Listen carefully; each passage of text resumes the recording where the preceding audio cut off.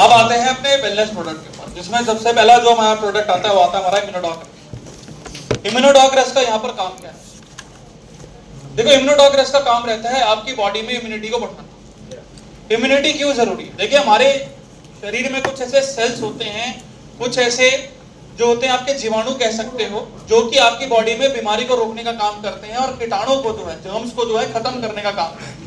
अब जो viral infections होते हैं, यानी खांसी, जुकाम, बुखार जैसी प्रॉब्लम्स होती है, ये आपकी हवा से, खाने से, छूने से, इन सभी चीजों से ज्यादा फैलती है। अब कोई व्यक्ति छींक देता है या खांस देता है तो हमारे लिए बहुत नॉर्मल सी बात लगती है कि व्यक्ति ने हाथ लगा के छींका है या रुमाल बांध के जो है खांसा है। पर जब व्यक्ति छींकता या खांसता है तो जो उसके कीटाणु होते हैं वो हवा में चले जाते हैं। और जब एक स्वस्थ व्यक्ति जो है, एक हेल्दी व्यक्ति जो है, जब उसी रास्ते से जाता है तो सांस के जरिए जो कीटाणु होते हैं वो उसके शरीर के अंदर आ जाते हैं। तो यहाँ पर दिक्कत क्या होती है? जैसे ही वो शरीर के अंदर आते हैं तो वो अपने आप को बढ़ाना शुरू कर देते हैं, और जितने ज्यादा वो बढ़ते चले जाते हैं, बीमारी भी क्या है उतनी ज्यादा बढ़ती चली जाती है। तो यहाँ पर वो सेल्स का काम होता है बीमारी को कंट्रोल करना। अब यहाँ पर क्या है कि हमारे शरीर के अंदर भी कुछ ऐसी प्रक्रियाएं होती हैं, कुछ ऐसी चीजें होती हैं जिनसे ये कंट्रोल करने में मदद करती है। जैसे कि आपको खांसी होती है, आपके शरीर में कफ बढ़ता है, ये एक नेचुरल प्रोसेस होता है ताकि किसी मीडियम के थ्रू जो है इन कीटाणु को बाहर करा जाए। व्यक्ति बार बार खांसता है, बार बार कफ निकलता है, तो कफ को भी ज्यादातर लोग क्या है बाहर करते हैं ताकि वो किसी मीडियम के थ्रू जो है शरीर से बाहर जाए। अब बाई चांस क्या होता है कि कफ काफी ज्यादा बढ़ जाता है, और इतना ज्यादा बढ़ जाता है कि कई व्यक्ति जो है उसको जो है शरीर से बाहर नहीं कर पाते। तो जब वो शरीर के अंदर रहता है तो आपके फेफड़ों में जाके जमना शुरू हो जाता है। फेफड़ों के अंदर गुब्बारा नुमा चीज होती है जिसे हम एल्वोलाई कहते हैं। इसका काम होता है ऑक्सीजन लेना और कार्बन डाइऑक्साइड छोड़ना। यानी जब फेफड़े सिकुड़ते हैं और जो उसका एक्सपेंशन होता है वो एल्वोलाई के थ्रू ही करवाया जाता है। अब जहां पर जब आपके फेफड़ों में कफ जमता है तो ये एल्वोलाई को दबाना शुरू कर देता है, जिस वजह से व्यक्ति को सांस लेने में दिक्कत होती है, घबराहट होती है। ये बहुत कॉमन साइड इफेक्ट होता है बुखार के टाइम। अब ऐसे में क्या रहता है कि जब कीटाणुओं की संख्या बहुत ज्यादा बढ़ जाती है, कीटाणु बहुत ज्यादा बढ़ जाते हैं और आपके शरीर में सेल्स की कमी होती है, तो यहाँ पर क्या है कि शरीर आखिरी प्रोसेस को अपनाता है कि यहाँ पर जब खांसी से कोई काम नहीं हो रहा है, जब कफ जो है आपके शरीर से बाहर नहीं निकल रहा है, तो यहाँ पर एक ही चीज करी जा सकती है कि शरीर की गर्मी को बढ़ाया जाए, जिस कंडीशन को बुखार कहते हैं। अब बुखार के दौरान जितनी ज्यादा गर्मी बढ़ती है उतना क्या है कि कीटाणु भी क्या है उस गर्मी के कारण खत्म होना शुरू हो जाते हैं। और वहां पर दिक्कत क्या रहती है कि वहां पर सेल्स भी जो है बिल्कुल खत्म होना शुरू हो जाते हैं। और दूसरी चीज ये है कि जो कफ जो आपका फेफड़ों में जाके जम गया था वो भी क्या है सूखना शुरू हो जाता है। अब यहाँ पर जब सेल्स की कमी होती है तो बॉडी में वीकनेस बहुत जल्दी आती है, बुखार जल्दी उतरता नहीं है। दूसरी चीज क्या है कि जो कफ आपके फेफड़ों में जमा होता है वो जब सूख जाता है तो यही एल्वोलाई को डैमेज कर देता है, जिस वजह से व्यक्ति की जो सांस लेने की जो क्षमता है वो बिल्कुल जो है घट जाती है, जिस वजह से आगे जाके सांस की रिकवरी के लिए उसको पंप का सहारा लेना पड़ता है। उस कंडीशन को मस्थमा कहते हैं। तो यहाँ पर क्या है कि उस सेल्स को बढ़ाना जरूरी है, इम्यूनिटी को बढ़ाना जरूरी है। वहां पर जो आपका इम्यूनोडॉक बहुत अच्छा काम करता है। इम्यूनोडॉक के अंदर जैसे पुनर्नवा डाला गया है जो कि सेल्स को बढ़ाने में मदद करता है, यानी एंटीऑक्सीडेंट बूस्टर का काम करता है। उसी के साथ साथ उसमें कोकुम डाली गई है। कोकुम का काम होता है पाचन क्रिया को एनहांस करना, यानी आपके जब बुखार जैसी कंडीशन होती है तो भूख नहीं लगती है, उल्टी आने का मन होता है, शरीर बहुत ज्यादा भारी भारी लगता है, तो उस पाचन क्रिया को एनहांस करता है कि जो भी आप खाना खा रहे हो वो आसानी से पच के जो है शरीर के अंदर ताकत ज्यादा बढ़े। जितनी ज्यादा खाने के द्वारा भी ताकत बढ़ रही है उससे भी क्या है कि आपकी बॉडी में सेल्स का जो इजाफा है वो भी बहुत ज्यादा होता है और बीमारियां जो है कम से कम जो है आपकी बॉडी में आती है। उसी के साथ साथ इसमें अदरक और मुलैठी डाली गई है जो कि तासीर में गर्म रहती है, आपकी बॉडी में से कफ को जल्दी बाहर करने में मदद करती है। उसी के साथ साथ इसमें सेब डाला गया। सेब के अंदर जरूरी विटामिन और मिनरल्स होते हैं जो कि आपके शरीर में ताकत देने का काम करते हैं। साथ ही साथ इसके अंदर फाइबर बहुत ज्यादा होता है, यही फाइबर जो है आपके शरीर में गंदगी को बाहर करने में मदद करता है। तो इसका इस्तेमाल जो है आपको 20 से 25 ml करना है दिन में 2 बार खाना खाने के बाद, ठीक है। कॉम्बिनेशन की बात करें तो कॉम्बिनेशन में क्या देना, अब जिनको भी अस्थमा, टीबी, ब्रोंकाइटिस से जुड़ी कोई भी प्रॉब्लम्स आती है तो यहाँ पर सबसे पहले क्या करना है, आपको इम्यूनोडॉक रस का इस्तेमाल करना है। 20 से 25 ml दिन में 2 बार खाना खाने के बाद 1 घंटे बाद आप इस्तेमाल करवाएं, ठीक है। उसी के साथ साथ जो है यहाँ पर आपको अस्थमा डॉक का इस्तेमाल करना है, मात्रा वो भी सेम रहेगी 20 से 25 ml दिन में 2 बार खाना खाने के बाद, ठीक है।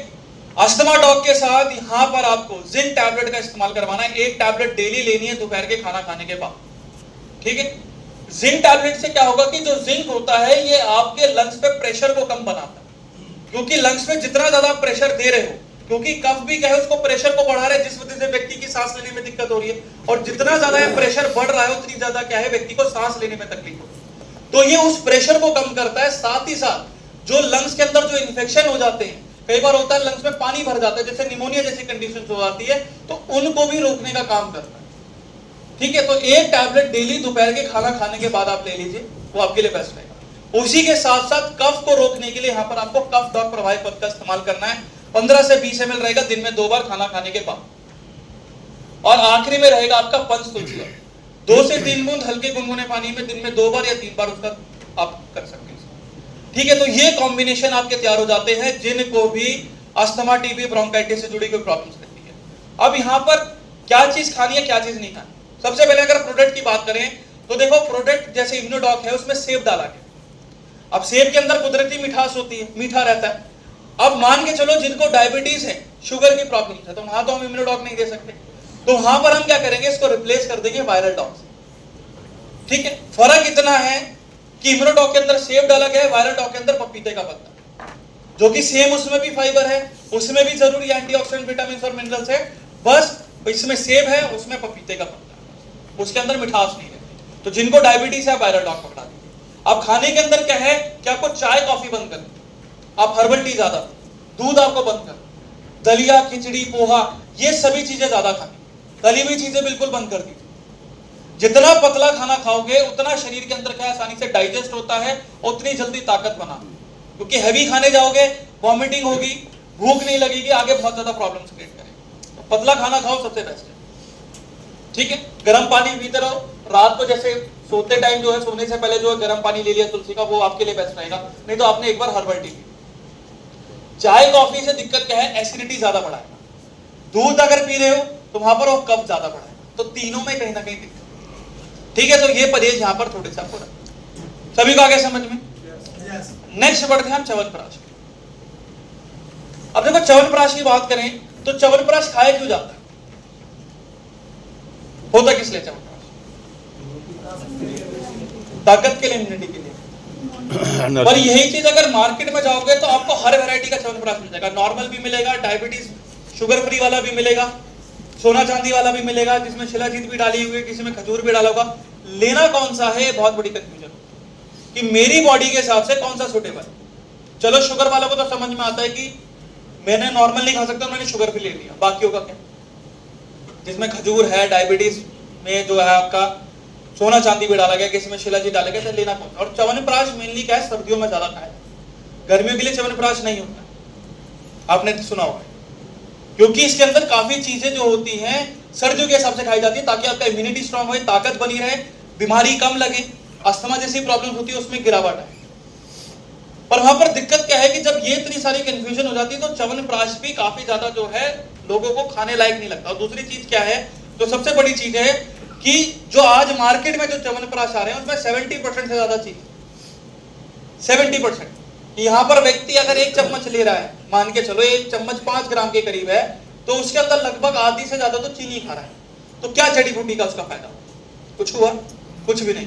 तो इसी चीज को ध्यान में रखते हुए जो है स्लीपलेस वेलनेस से च्यवनप्राश बनाया, जो कि हर सीजन के लिए, गर्मी हो या सर्दी, सभी के लिए जो है च्यवनप्राश है। और दूसरी चीज के अंदर फायदा क्या है कि इसके अंदर एक्सट्रैक्ट का इस्तेमाल नहीं हुआ है, जो है आपकी जंगली चीजें और पाउडर फॉर्म का ज्यादा इस्तेमाल।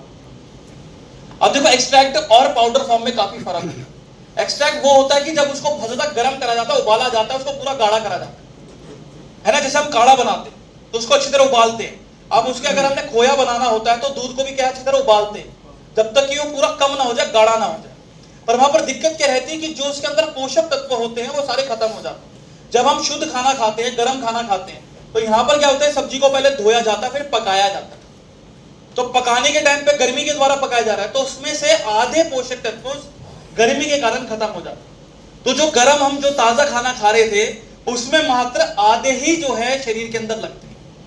तो ऐसे में अगर खाना बच जाता है तो फ्रिज में रख देते हैं ठंडा होने के लिए, और जब ठंडा होकर दोबारा गर्म करा जाता है तो बचे हुए जो आधे हैं वो भी क्या हो जाते हैं आपके, जीरो। तो खाना किस लिए खाया जाता है, सिर्फ भूख खाना। सेम यही प्रोसेस होता है कि च्यवनप्राश जब करा जाता है तो एक्सट्रैक्ट फॉर्म में उसको इतना ज्यादा उबाला जाता है कि उसके सारे जो गुण है वो खत्म हो जाते हैं। तो वहां पर भी क्या है, व्यक्ति अगर 1 चम्मच च्यवनप्राश खा रहा है तो 70% के करीब चीनी खा रहा है और फ्लेवर वाला। और यहां पर क्या है, इसका पाउडर का इस्तेमाल करा गया और जंगली चीजें ज्यादा है। जैसे नॉर्मल आंवला के मुकाबले इसमें जंगली आंवला डाला गया है जो कि 2 गुना ज्यादा विटामिन सी की मात्रा देता है, 2 गुना ज्यादा विटामिन ई की मात्रा देता है। उसी के साथ साथ जो है इसके अंदर जंगली पुनर्नवा डाला गया है जो कि 1.5 गुना ज्यादा एंटीऑक्सीडेंट बढ़ाता है आपकी बॉडी के अंदर, जो नॉर्मल आप एक्सट्रैक्ट फॉर्म में लेके आते हैं। उसी के साथ साथ में विदारी खंड, शंकुश भी डाला गया जो कि नसों की कमजोरी होती है उसको मजबूत रखने में काम करता है, दिमाग को तेज रखता है। पान के पत्ते डाले गए, अंजीर डाली गई है, ये सभी चीजें पाचन क्रिया को मजबूत करती है। अश्वगंधा डाला गया ताकि तनाव कम होता है। अदरक और मुलैठी डाली गई है ताकि कफ कम बने, इम्यूनिटी ज्यादा बने। और मिठास के लिए इसमें नेचुरल स्वीटनर है जो कि सुक्रोलोस होती है और शहद डाला गया। पर मिठास कोई भी हो, डायबिटीज पेशेंट को यहाँ पर नहीं है। ठीक है, अब डोसेज की बात करें तो 12 साल से जितने भी ऊपर के व्यक्ति हैं तो यहाँ पर 1 से 1.5 चम्मच रोज सुबह शाम दूध के साथ दें। 5 साल से लेके यहाँ पर अगर 10 साल के हैं तो आधी छोटी चम्मच सुबह शाम दूध के साथ दें। ठीक है, डायबिटीज पेशेंट को यहाँ पर हमने नहीं। ठीक, सभी को आगे समझ। नेक्स्ट आते हैं डायबिटीज। अब डायबिटीज में आता है हमारा डायबिटॉक्स। सबसे पहले हमें जानना जरूरी है कि डायबिटीज की नॉर्मल रेंज क्या है, सही रेंज क्या है डायबिटीज। अब क्या यहाँ पर कितनी रेंज बोली जाती है? हाँ जी, 70 खाली पेट,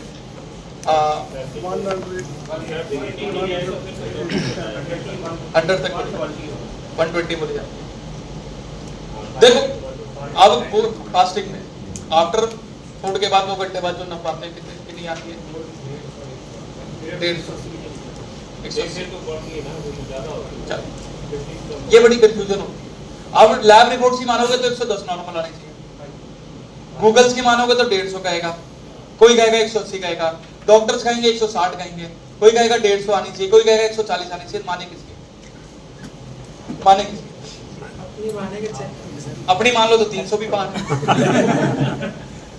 नहीं।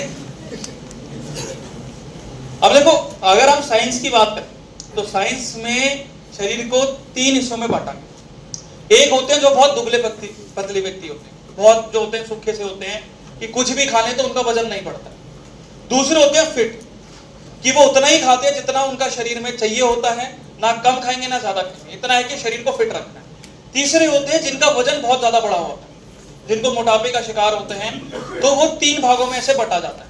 अब जो दुबले पतले व्यक्ति होते हैं तो वहां पर उनका मेटाबॉलिज्म बहुत फास्ट काम करता है, इतना फास्ट करता है कि जो भी वो खाना खाते हैं वो तुरंत जो है वेस्ट में बन के शरीर से बाहर चला जाता है।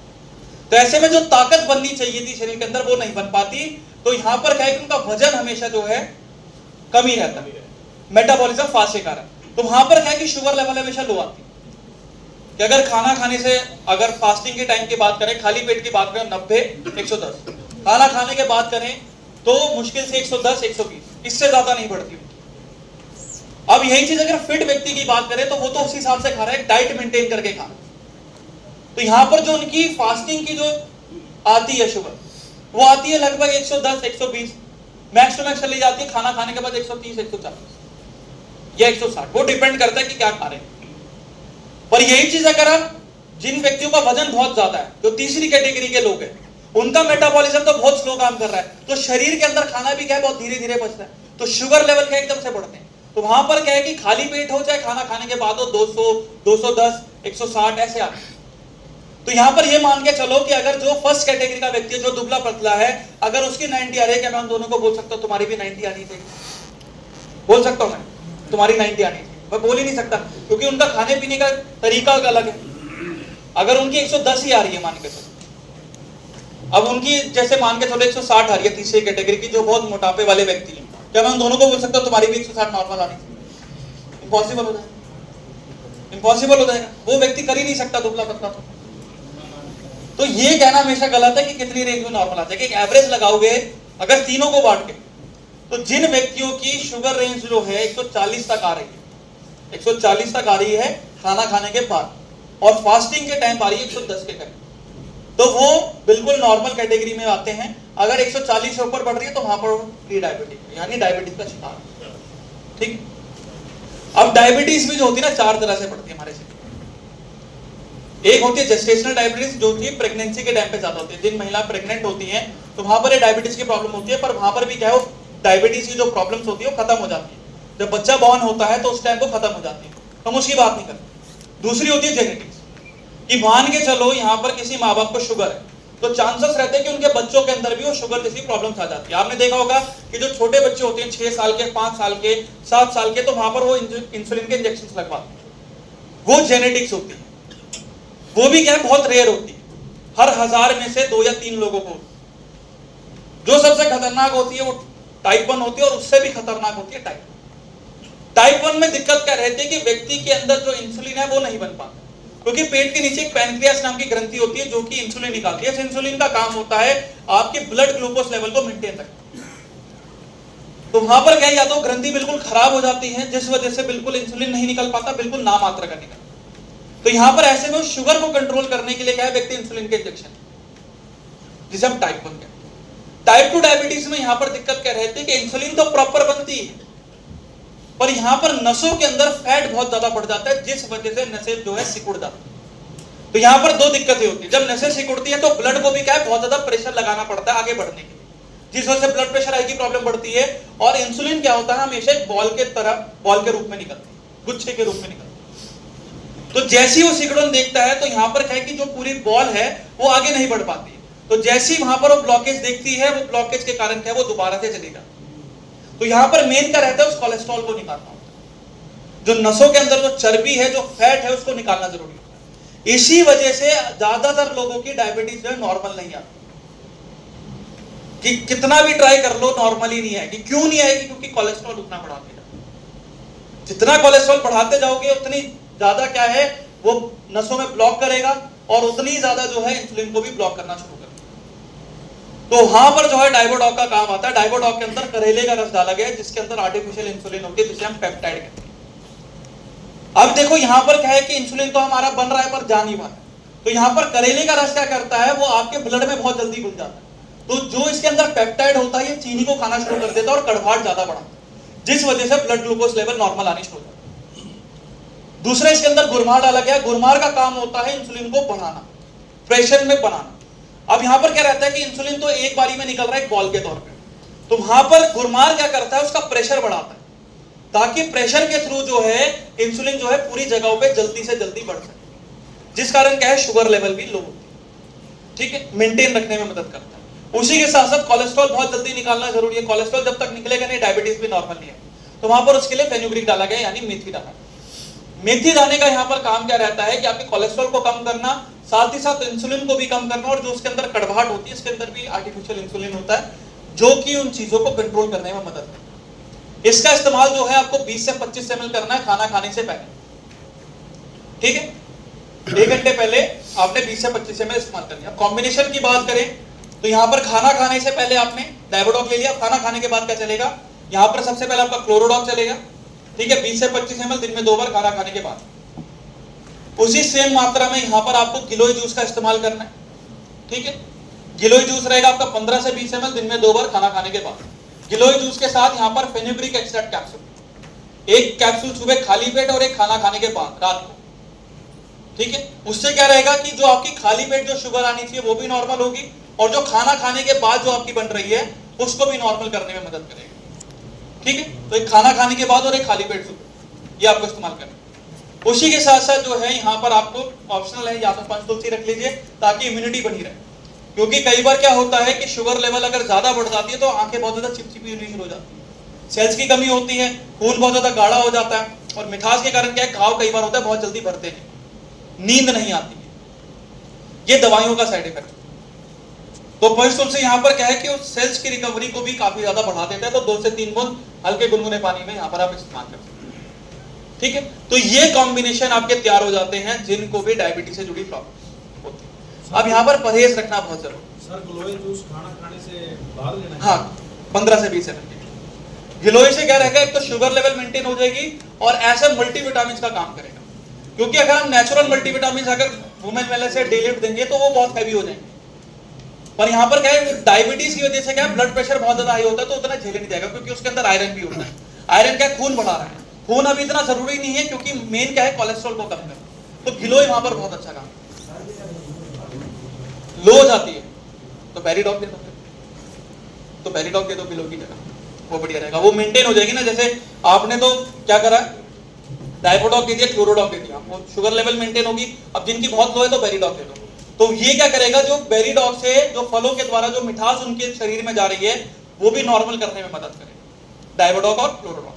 तो किलो यहाँ पर रिप्लेस कर सकते सर टाइप 1 में सेम कॉम्बिनेशन, सेम क्योर हो सकती है? हाँ जी, कोई भी ऐसी चीज नहीं है जो क्योर नहीं होती। अब कैंसर को बोला जाता है क्योर नहीं होती, हो सकती है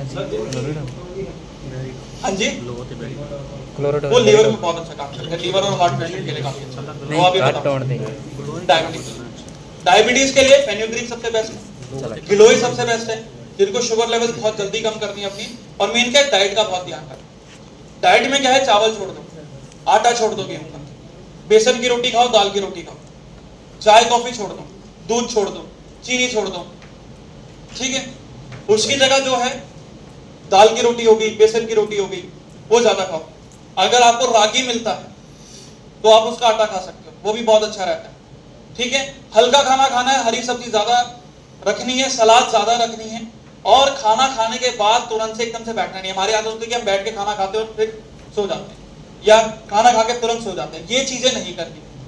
खाना खाने के बाद आधा घंटा 45 मिनट कम से कम सैर करनी है, थोड़ा सा घूम फिर लेनी है। उससे क्या होगा, शरीर की गर्मी बढ़ेगी, शरीर की जितनी ज्यादा गर्मी बढ़ रही है उतना मेटाबॉलिज्म बूस्ट हो रहा है, और जितना ज्यादा मेटाबॉलिज्म बूस्ट हो रहा है उतनी ज्यादा जो है आपके शरीर में कोलेस्ट्रॉल की कमी आ रही है, और जितनी ज्यादा कमी आ रही है उतनी क्या है कि आपकी शुगर लेवल भी मेंटेन।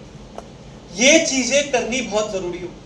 फलों के अंदर बात करें तो फलों के अंदर से अमरूद हो गया, अगर आपको मिलते हैं आप वो ले सकते हो, कोई दिक्कत नहीं है। पपीता आप खा सकते हो, कोई दिक्कत नहीं है, ये दो फल बहुत अच्छे रहते हैं शुगर के टाइम पे, ठीक है। बाकी और कोई फल आपको खाना नहीं। मिठास के लिए अगर आपको फीकी चाय नहीं पीनी है, फीका दूध नहीं पीना है, ठीक है, बहुत मीठा नहीं खाते हो, तो यहाँ पर आप स्टीविया डॉग का इस्तेमाल कर सकते हो। अगर आपको फिर भी मीठा लेना है तो मीठे की कमी पूरी करनी है तो यहाँ पर स्टीविया डॉग 2 चम्मच के बराबर 2 बूंद बैठता है।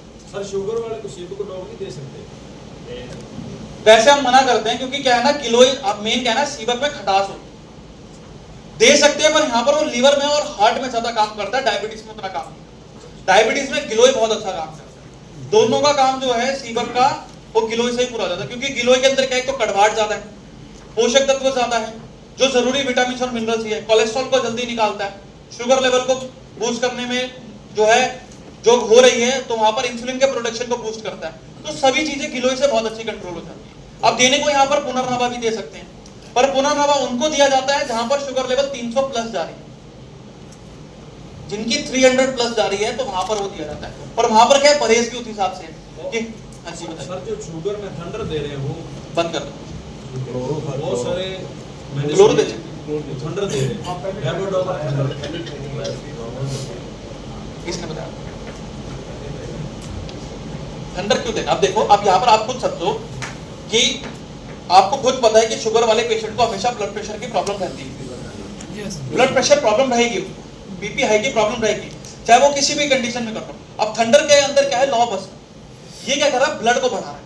अब ब्लड क्या है आपकी बॉडी में तो पहले से ही है, वो तो कम नहीं हो रहा, आपकी बॉडी में कोलेस्ट्रॉल बढ़ रहा है, जो कि वो ब्लॉकेज कर रहा है। तो ऐसे में अगर आप खून को और ज्यादा बढ़ा रहे हो तो वो क्या कर रहा है, प्रेशर और बढ़ा रहा है। तो जितना ब्लड प्रेशर उसकी बॉडी पहले ही बना रही है, उससे डबल आप प्रेशर थंडर प्लांट से बना, तो वो कोई फायदा नहीं है, वो कोई फायदा नहीं। बेस्ट है पुनर्नवा देना, फ्रुक्टोज में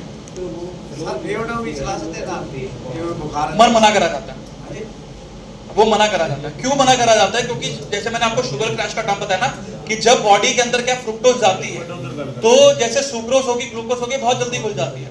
फ्रुक्टोज में भी क्या रहता है कि मिठास भी रहती है, पर वो कॉन्सेंट्रेट फॉर्म में रहती है। जैसे आप चीनी खा रहे हो, आधे 1 चम्मच चीनी खाओगे तो वो क्या है, मेंटेन हो सकती है। फ्रुक्टोज क्या है कि मान के चलो कि 2 चम्मच चीनी को मैंने बिल्कुल गाढ़ा कर दिया, सिरप बना दिया उसका, जैसे शहद होता है वो वैसी फ्रुक्टोज होती है, तो वो बहुत ज्यादा खतरनाक होती है। फ्रूट से इसलिए मना ही करा जाता है। किसी से बोला जाता है या तो आप पपीता खा लो या अमरूद खा लो, बेस्ट है। जीआई कम रहता है, फाइबर ज्यादा रहता है, तो बेस्ट है।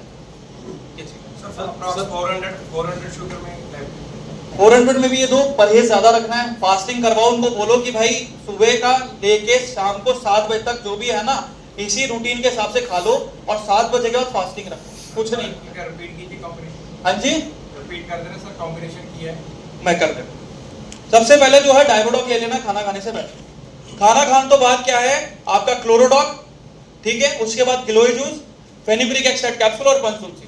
शुगर ज्यादा है तो यहाँ पर पुनर्नवा भी ऐड करती है। जब बॉडी में वीकनेस हो जाती है कई बार तो यहाँ पर पुनर्नवा भी ऐड करती सर फननगरी पहले देना खाना खाने से, है। खाना खाने से पहले सुबह खाली पेट जैसे दे दिया और एक खाना खाने के बाद, ठीक है। हाँ जी, दूध इस वजह से रोका जाता है क्योंकि दूध के अंदर की नेचुरल जो है मिठास रहती है, जैसे गाय का दूध होता है उनमें नेचुरल मिठास रहती है। और दूसरी चीज है प्रोटीन जो होता है वो डाइजेस्ट नहीं हो पाता बॉडी के अंदर, क्योंकि वो क्या है ना लीवर के अंदर भी जैसे अब आपकी नसों में फैट जमता है तो कहीं ना कहीं लीवर में भी होता है। उनको बहुत स्ट्रिक्ट डाइट दी जाती है, फाइबर रिच डाइट ज्यादा दी जाती है। हम क्या कर रहे हैं प्रोटीन का इंटेक इस वजह से बोलते हैं कि दाल की रोटी खा लो प्रोटीन का इंटेक हो जाएगा पर फाइबर भी उतना मिल रहा है। चावल छोड़ दो, आप चाय कॉफी ज्यादा ले रहे हो एसिडिटी प्रॉब्लम होती है। तो दूध चाय कॉफी रेस्ट्रिक्टिव जब तक वो शुगर लेवल में, उसके बाद पी सकते हो बहुत मॉडरेट में पिया था। ये गिलास आपने डेली पी लिया उससे ज्यादा। नेक्स्ट आता है ऑर्थोडॉक। ऑर्थोडॉक का यहाँ पर काम क्या रहता है, जिनको भी जॉइंट से रिलेटेड कोई भी प्रॉब्लम्स रहती है, जोड़ों से रिलेटेड कोई भी प्रॉब्लम्स रहती है, आर्थराइटिस की होगी, ऑस्टियोआर्थराइटिस होगी, वहां पर जो है आपका ऑर्थोडॉक बहुत अच्छा काम।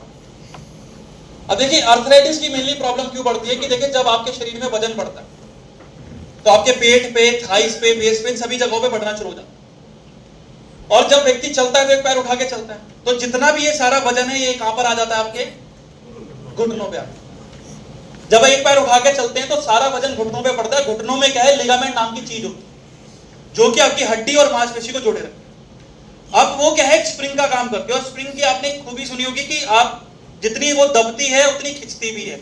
और एक बार जब बहुत ज्यादा आपने खिंचाव उसमें देना शुरू कर दिया तो एक टाइम का जितनी ज्यादा ढीली हो जाती है वो काम नहीं करती है, उसको रिप्लेस करना पड़ता है। ऐसी लिगामेंट होता है, लिगामेंट को आप जितना ज्यादा उसको प्रेशर में डालोगे वो उतनी ज्यादा खिंचती चली जाती है और एक टाइम का ढीली हो जाती है।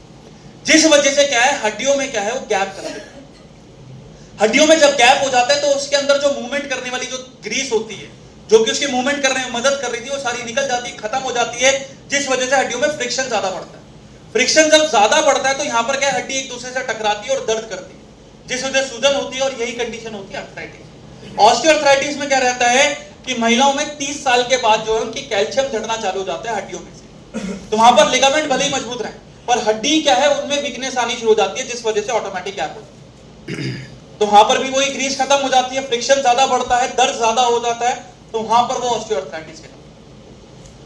ठीक है, तो ऐसी कंडीशंस ना बने तो वहां पर जो है ऑर्थोडॉक प्रभाव दिया जाता है। ऑर्थोडॉक के अंदर जैसे सलाई गूगल है जो कि सूजन को कम करता है, उसी के साथ हड़जोड़ डाला गया है जो कि लिगामेंट को मजबूत करता है, उसी के साथ साथ जो है इसके अंदर निर्गुंडी और रचना डाला गया है जो कि ग्रीस को बनाने में मदद करता है और साथ ही साथ आपके लिगामेंट को मजबूत करता है। लिगामेंट जितने ज्यादा मजबूत रहेंगे उतना ज्यादा प्रेशर चलेगा, वक्त के साथ ढीला हो जाता है तो वो आगे फिर बन भी नहीं पाता। लोगों को पैरों में क्यों दिक्कत रहती है आजकल, क्योंकि लिगामेंट कमजोर हो जाता है। घुटनों में क्या है, फिर नी कैप चढ़ाना पड़ता है, कई लोगों को ऑपरेशन कराना पड़ता है। ये मेनली इस वजह से होती है, लाइफस्टाइल की वजह से। तो वजन कंट्रोल करना यहाँ पर बहुत जरूरी है। ठीक है, अब जिनको अर्थराइटिस, ऑस्टियोआर्थराइटिस की प्रॉब्लम्स है तो यहाँ पर आप क्या कॉम्बिनेशन दे सकते हैं, तो वहां पर जो है ऑर्थोडॉक्स के साथ आप कॉम्बिनेशन लिख सकते हैं। तो सबसे पहले क्या है, अगर शुगर ठीक है तो यहाँ पर आप इम्यूनोडॉक दे दीजिए, शुगर बढ़ी हुई है तो यहाँ पर आप क्लोरोडॉक का इस्तेमाल कर सकते हैं। ठीक है, 20 से 25 ml रहेगा दिन में 2 बार खाना खाने के बाद। उसी के साथ साथ जो है यहाँ पर आपको ऑर्थोडॉक प्रभावी पद का इस्तेमाल करवाना है। ठीक है, वो भी 20 से 25 ml रहेगा दिन में 2 बार खाना खाने के बाद। उसी के साथ साथ नोनीडॉक का आपको इस्तेमाल करवाना है, 15 से 20 ml रहेगा दिन में 2 बार खाना खाने के बाद। नोनीडॉक जो है एक नेचुरल पेन किलर का काम करेगा कि जिनका दर्द बहुत ज्यादा बढ़ रहा है तो उस दर्द को कम करने में नोनीडॉक बहुत अच्छा रहेगा। उसी के साथ साथ सूजन को भी ये बहुत जल्दी कम करेगा। ठीक है, नोनी के साथ यहाँ पर आपको जो है ओमेगाडॉक कैप्सूल लेनी है। ठीक है, एक कैप्सूल दिन में 2 बार खाना खाने के बाद। उसी के साथ साथ पुर्कीडॉक कैप्सूल जो C3 कॉम्प्लेक्स की आई है वो भी जो है आपको इस्तेमाल करनी है, एक कैप्सूल दिन में 2 बार खाना खाने के बाद।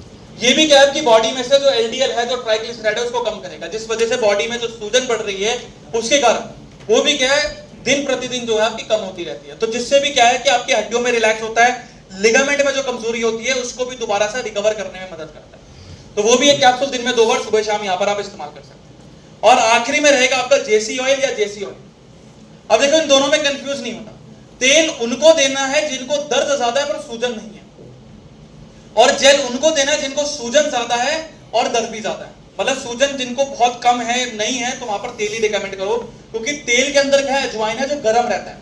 तो दर्द जिनको बहुत ज्यादा हो रहा है, सूजन नहीं है, तो वहां पर उस दर्द को कम करेगा। जिनकी सूजन बहुत ज्यादा है, स्वेलिंग बहुत ज्यादा है, तो वहां पर क्या है, जेल के अंदर कपूर है, तो ठंडे होने की वजह से क्या है, वो सूजन को कम करेगा। और जिनको वेरिकोस वेन की दिक्कत है, नसों में गांठ हो जाती है, पैरों में सुन्नपन हो जाता है, चुभन होती है, तो वहां पर जो है आप बेंडोक ऑयल का इस्तेमाल करेंगे। बेंडोक ऑयल का क्या करना है कि हल्का सा गर्म करना है, हल्का सा, इतना हो कि शरीर में लगे गर्म, ठीक है, ज्यादा वो नहीं करना, और उसे हल्के हाथों से मालिश करना, पहलवानों वाली मालिश नहीं करनी कि लगे पड़े, वो क्या दर्द और बढ़ा देगा। तो जिनको भी वेरिकोस वेन की दिक्कत है, ठीक है, जिनको भी पैरों में सुन्नपन है, ठीक है, तो वहां पर जो है बेंडोक ऑयल का इस्तेमाल कर लेंगे। बाकी जिनको दर्द ज्यादा है, सूजन नहीं है, तो जेसी ऑयल, सूजन ज्यादा है तो जेसी ऑयल, और जिनको वेरिकोस वेन की दिक्कत है तो बेंडोक ऑयल, ठीक है। अब परहेज की बात करें तो यहाँ पर देखो, कोई भी बाय वाली चीजें नहीं खानी, जैसे गोभी हो गया, चावल हो गया, ठीक है, आपके खट्टे सामान हो गए, अचार हो गया, ठीक है, दही होगी, ये चीजें नहीं लेनी। चाय कॉफी बिल्कुल बंद कर दीजिए, ठीक है, उसी के साथ चावल बंद कर दीजिए। गेहूं का आटा ले रहे हैं तो उसमें चने का आटा मिला के लीजिए, ठीक है। हरी सब्जियों का ज्यादा सेवन करिए, ठीक है, दाल का सेवन ज्यादा करिए, ठीक है। अगर अंडे खाते हो तो आप अंडे खा सकते हैं, कोई दिक्कत नहीं है, ठीक है। यहाँ पर कहना स्टार्च और कार्बोहाइड्रेट वाली चीजें बिल्कुल कम कर, जैसे चावल हो गया आपका, खट्टी चीजें हो गई, ये ज्यादा नुकसान करती है, ठीक है। चाय कॉफी के अंदर फ्लेवोनॉइड और टैनिन है, तो आयरन को खत्म कर रहे हैं, तो फिर दिक्कत कर रहे हैं, सूजन बढ़ा रहे हैं बॉडी। तो ये थोड़ा सा परहेज यहाँ पर आपको करके चलना होगा, जिनको दर्द ज्यादा हो, ठीक है। सभी को आ गया समझ में? नेक्स्ट कोई डाउट नहीं है ना? चलिए अब आ जाते हैं लीवर। अब देखिए, लीवर जो है एक ऐसा अंग है कि अगर वो खराब भी हो जाए तो उसमें इतनी पावर रहती है कि वो दोबारा से अपने आप को बना सकता है, ठीक है। जिसके मान के चलो फैटी लीवर की प्रॉब्लम है, लीवर निकाल दिया जाता है, तो लीवर में इतनी पावर रहती है कि आधा कट भी जाए तो वो दोबारा से बन जाता है। और लीवर का एक बड़ा काम होता है आपके शरीर में गंदगी को बाहर करना। आपके शरीर के अंदर जो 90% गंदगी है वो लीवर बाहर करता है। उसी के साथ साथ जो है आपके प्रोटीन को रेगुलेट करने में भी लीवर का बहुत बड़ा काम, ठीक है। आपके लीवर के अंदर जो है केमिकल निकलता है जिसे हम बाइल कहते हैं। इस बाइल का काम होता है कि जब आपका खाना जो है पेट में जाता है तो वहां पर पाचन क्रिया चालू होती है, तो वहां पर क्या है कि एसिड के द्वारा वो खाने को गला देता है। अब उस गलने के दौरान जो है जितने भी गुण जो है, उस पोषक तत्व हैं, वो बाइल के थ्रू जो है शरीर के अंदर सप्लाई करे जाते हैं। तो वहां पर सबसे बड़ी चीज आती है आपकी प्रोटीन। प्रोटीन अगर कंट्रोल में नहीं होता है तो ये आपकी बॉडी में क्रिएटिनिन और बिलिरुबिन बढ़ा देता है, जिस वजह से आपकी बॉडी के अंदर आगे जाके पित्त की थैली के अंदर स्टोन बनना शुरू हो जाते हैं और किडनी में स्टोन बनना शुरू हो जाते हैं। तो प्रोटीन को रेगुलेट करने के लिए जो है लीवर बहुत बड़ा काम करता है। उसी के साथ साथ तीसरी सबसे बड़ी चीज होती है आपके फ्री रेडिकल्स को निकालना। गंदगी और फ्री रेडिकल्स में बहुत फर्क है। फ्री रेडिकल्स जो होते हैं आपके कैंसर को बढ़ाते हैं, ठीक है। जब आपके बॉडी में लीवर खराब हो जाता है, फैटी लीवर की प्रॉब्लम हो जाती है, तो यहां पर क्या होता है कि जो खाना जो आपका पच रहा था वो पचना एकदम से बंद हो जाता है, जिस वजह से बॉडी के अंदर क्या रहता है कि जो गुण होते हैं, जो न्यूट्रिएंट्स होते हैं, वो आपकी बॉडी में सप्लाई नहीं होते। तो यही न्यूट्रिएंट्स आगे क्या करते हैं, कुछ केमिकल रिएक्शन के दौरान फ्री रेडिकल्स बन जाते हैं, जो कि कहीं ना कहीं कैंसर सेल्स होते हैं। तो ये कैंसर क्या है, बॉडी में भी क्या है आपके बढ़ते रहता है। जितना गंदगी को शरीर के अंदर रखोगे उतनी जल्दी जो है ये आपके कैंसर भी बढ़ते रहेंगे, और ये इसका मेजर काम होता है जब लीवर खराब है। तो लीवर को सही रखना करोगे। अब लीवर में क्या होता है, फैटी लीवर हो जाता है, लीवर में स्वेलिंग हो जाती है। फैटी लीवर के भी ग्रेड्स होते हैं, ग्रेड 1 से लेके ग्रेड 4 तक का फैटी लीवर होता है। अब फैटी लीवर की मेनली प्रॉब्लम्स क्या होती है, तली हुई चीजें ज्यादा खाते हैं, ऑयली खाते हैं, बहुत मिर्च मसाले वाली चीजें खाते हैं, शराब बहुत ज्यादा जो व्यक्ति पीता है उसको भी जो है ये फैटी लीवर की प्रॉब्लम ज्यादा होती है। अब जब फैटी लीवर हो जाता है तो यहाँ पर बाइल निकलना बंद हो जाता है। अब बाइल क्या कर रहा था, यहाँ पर उस खाने के अंदर से जितने भी न्यूट्रिएंट्स थे उसको सप्लाई कर रहा था। तो जैसे ही ये बाइल रुकना बंद हो जाता है तो यहाँ पर जो आप पानी पीते हो वो क्या है कि पेट में जाके जमना शुरू हो जाता है, आपका बढ़ना शुरू हो जाता है, जिस वजह से पेट में पानी भर जाता है, जिस कंडीशन को हम लीवर सिरोसिस कहते हैं। क्योंकि खाना अभी भी वही है, वो डाइजेस्ट नहीं हो पा रहा है क्योंकि बाइल नहीं निकल रहा। तो पानी क्या भरता रहता है, भरता रहता है, भरता रहता है। प्रोटीन रेगुलेट नहीं हो रहा तो उसमें यूरिया भी बहुत ज्यादा बढ़ता रहता है, जिस वजह से जो है लीवर सिरोसिस की प्रॉब्लम हो जाती है। और इसका कोई इलाज नहीं, जितना भी उसमें से पानी बाहर निकाला जाए वो दोबारा बनता रहेगा जब तक लीवर रिकवर नहीं।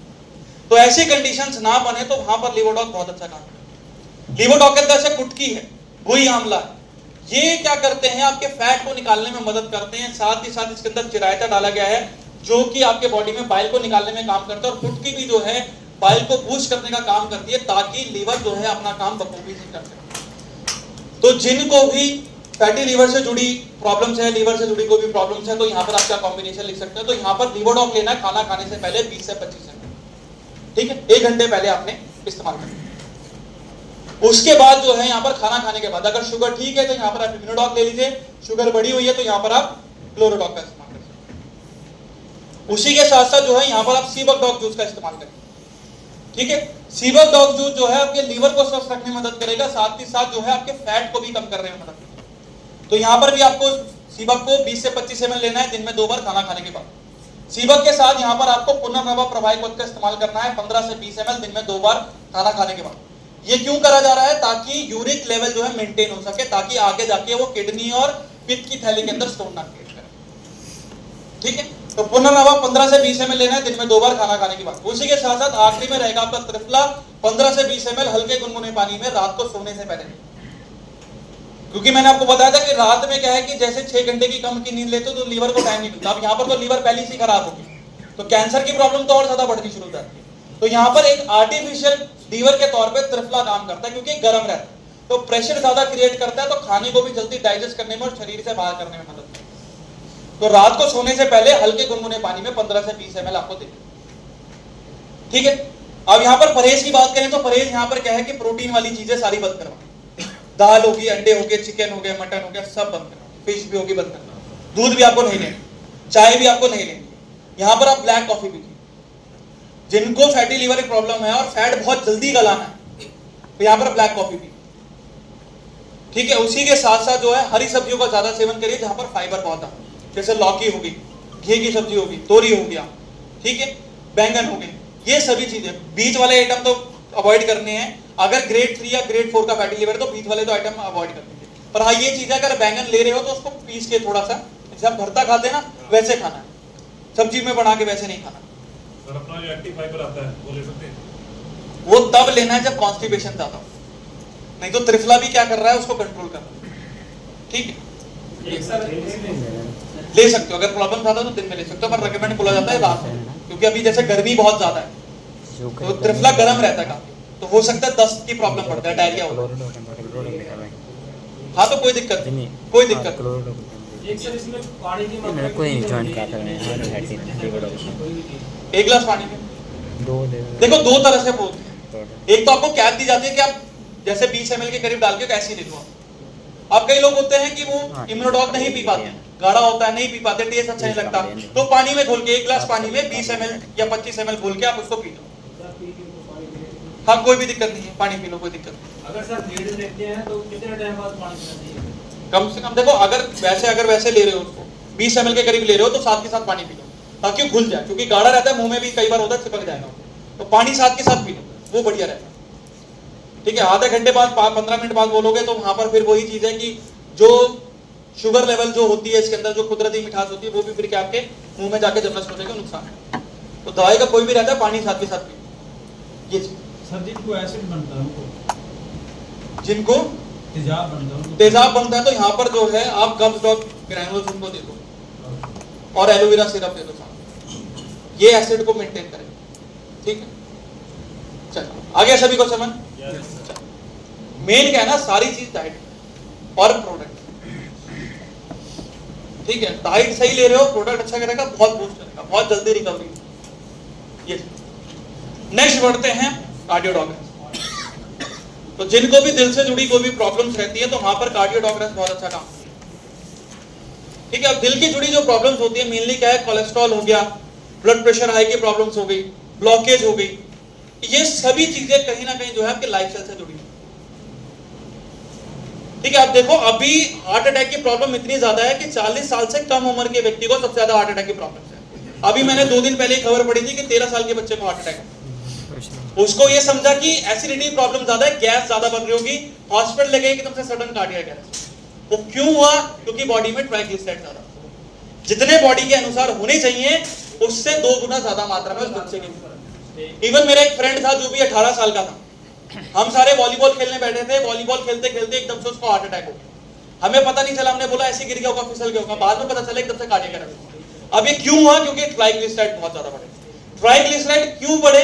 क्योंकि जैसे आपको शुगर के टाइम पे बनाया था कि ये ब्लॉकेज क्रिएट कर देता है। जैसे आपका ट्राइग्लिसराइड बढ़ता है नसों में जाके जम जाता है, जिस वजह से क्या ब्लड को बहुत ज्यादा प्रेशर लगाना पड़ता है आगे बढ़ने के। और दूसरी चीज क्या है, जब खून बहुत ज्यादा गाढ़ा हो जाता है तो यहाँ पर क्या वो क्लॉट बनाता है, जिस वजह से आपके हार्ट में जाके ब्लॉकेज हो जाता है। अब हार्ट अटैक क्यों आता है? कि मान के चलो कि जैसे आपकी नसों में ट्राइग्लिसराइड बढ़ जाते हैं, सिकुड़न हो जाती है। जब भी आप कोई वजन उठाते हो तो आपकी नसें खिंचती है। इस नसों में खिंचाव के दौरान जो है आपकी जो कोलेस्ट्रॉल होती है एकदम से टूट जाती है, जो दीवार होती है एकदम से टूट जाती है, ब्लॉक कर देती है आपकी नसों को कंप्लीटली। अब यहाँ पर क्या है कि जो ब्लड जो प्रेशर बना के आगे बढ़ रहा था वो भी नहीं बढ़ता, तो ब्लड जो है एक जगह इकट्ठा होता रहता है और आगे बैक होता रहता है कि जितना प्रेशर वो आगे बढ़ा रहा है उतना ही वो बैक क्या है अपने दिल के उधर जो है प्रेशर बना रहा है। तो जब ये बैक प्रेशर जो होता है इससे क्या है कि आपके दिल में एकदम से सिकुड़न आ जाता है, जिस वजह से एकदम सडन कार्डियक अरेस्ट। दूसरा सबसे बड़ा कारण होता है स्ट्रेस का। इस भागदौड़ वाली जिंदगी के अंदर लोग स्ट्रेस बहुत ज्यादा है, तनाव बहुत ज्यादा, टेंशन बहुत ज्यादा है। अब टेंशन से दिक्कत क्या है? सेम चीज मैंने आपको सिगरेट के टाइम पर बताई थी कि कॉर्टिसोल बहुत ज्यादा बढ़ता है।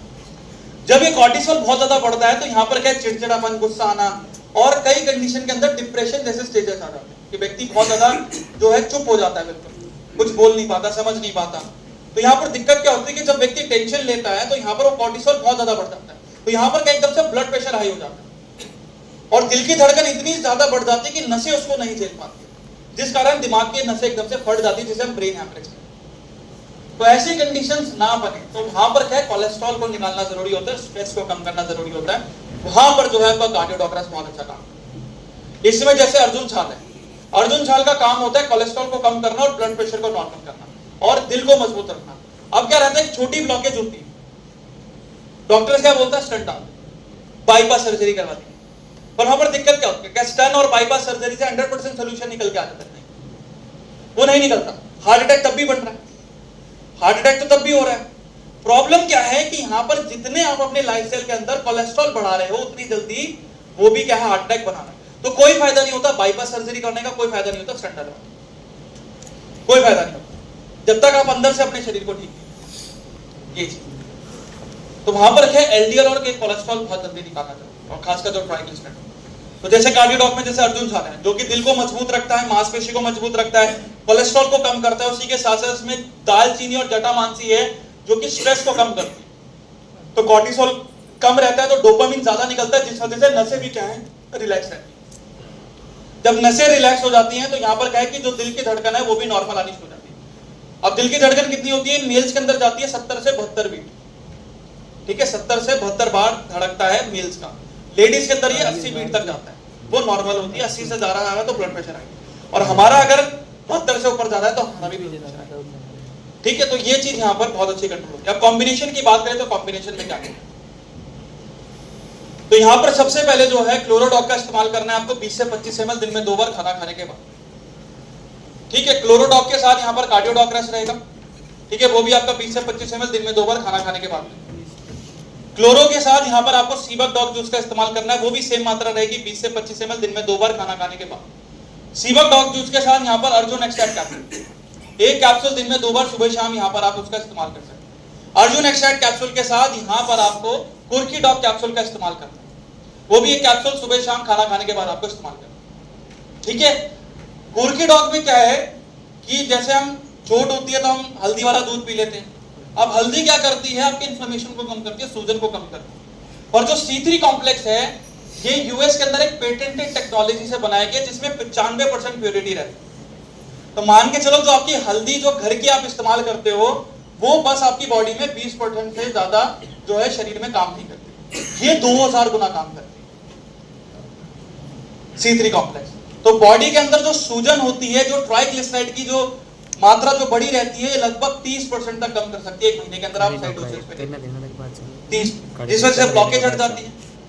जिनकी ब्लॉकेज बोल रखी है कि भाई स्टंट डलेगा, बाईपास चलेगा, वो 1 महीने के बाद ब्लॉकेज बिल्कुल आती कोई जरूरत नहीं। और ब्लॉकेज में कोई फायदा भी नहीं होता बाईपास सर्जरी करवाने का, उल्टा क्या है हम अपने दिल को खुद ही नुकसान करते हैं, उसको खुद ही कमजोर करते हैं। मेन ब्लॉकेज की समझो कि ट्राइग्लिसराइड की वजह से ज्यादा होगा। आप रिपोर्ट्स कराने जाओगे ट्राइग्लिसराइड आएगी।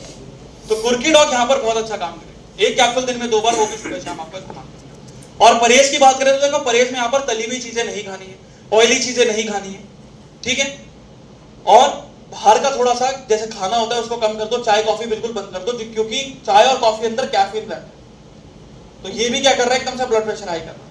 हरी सब्जी ज्यादा खाओ, फाइबर का इंटेक ज्यादा करो, फल और सब्जी ज्यादा खाओ, बढ़िया रहेगा।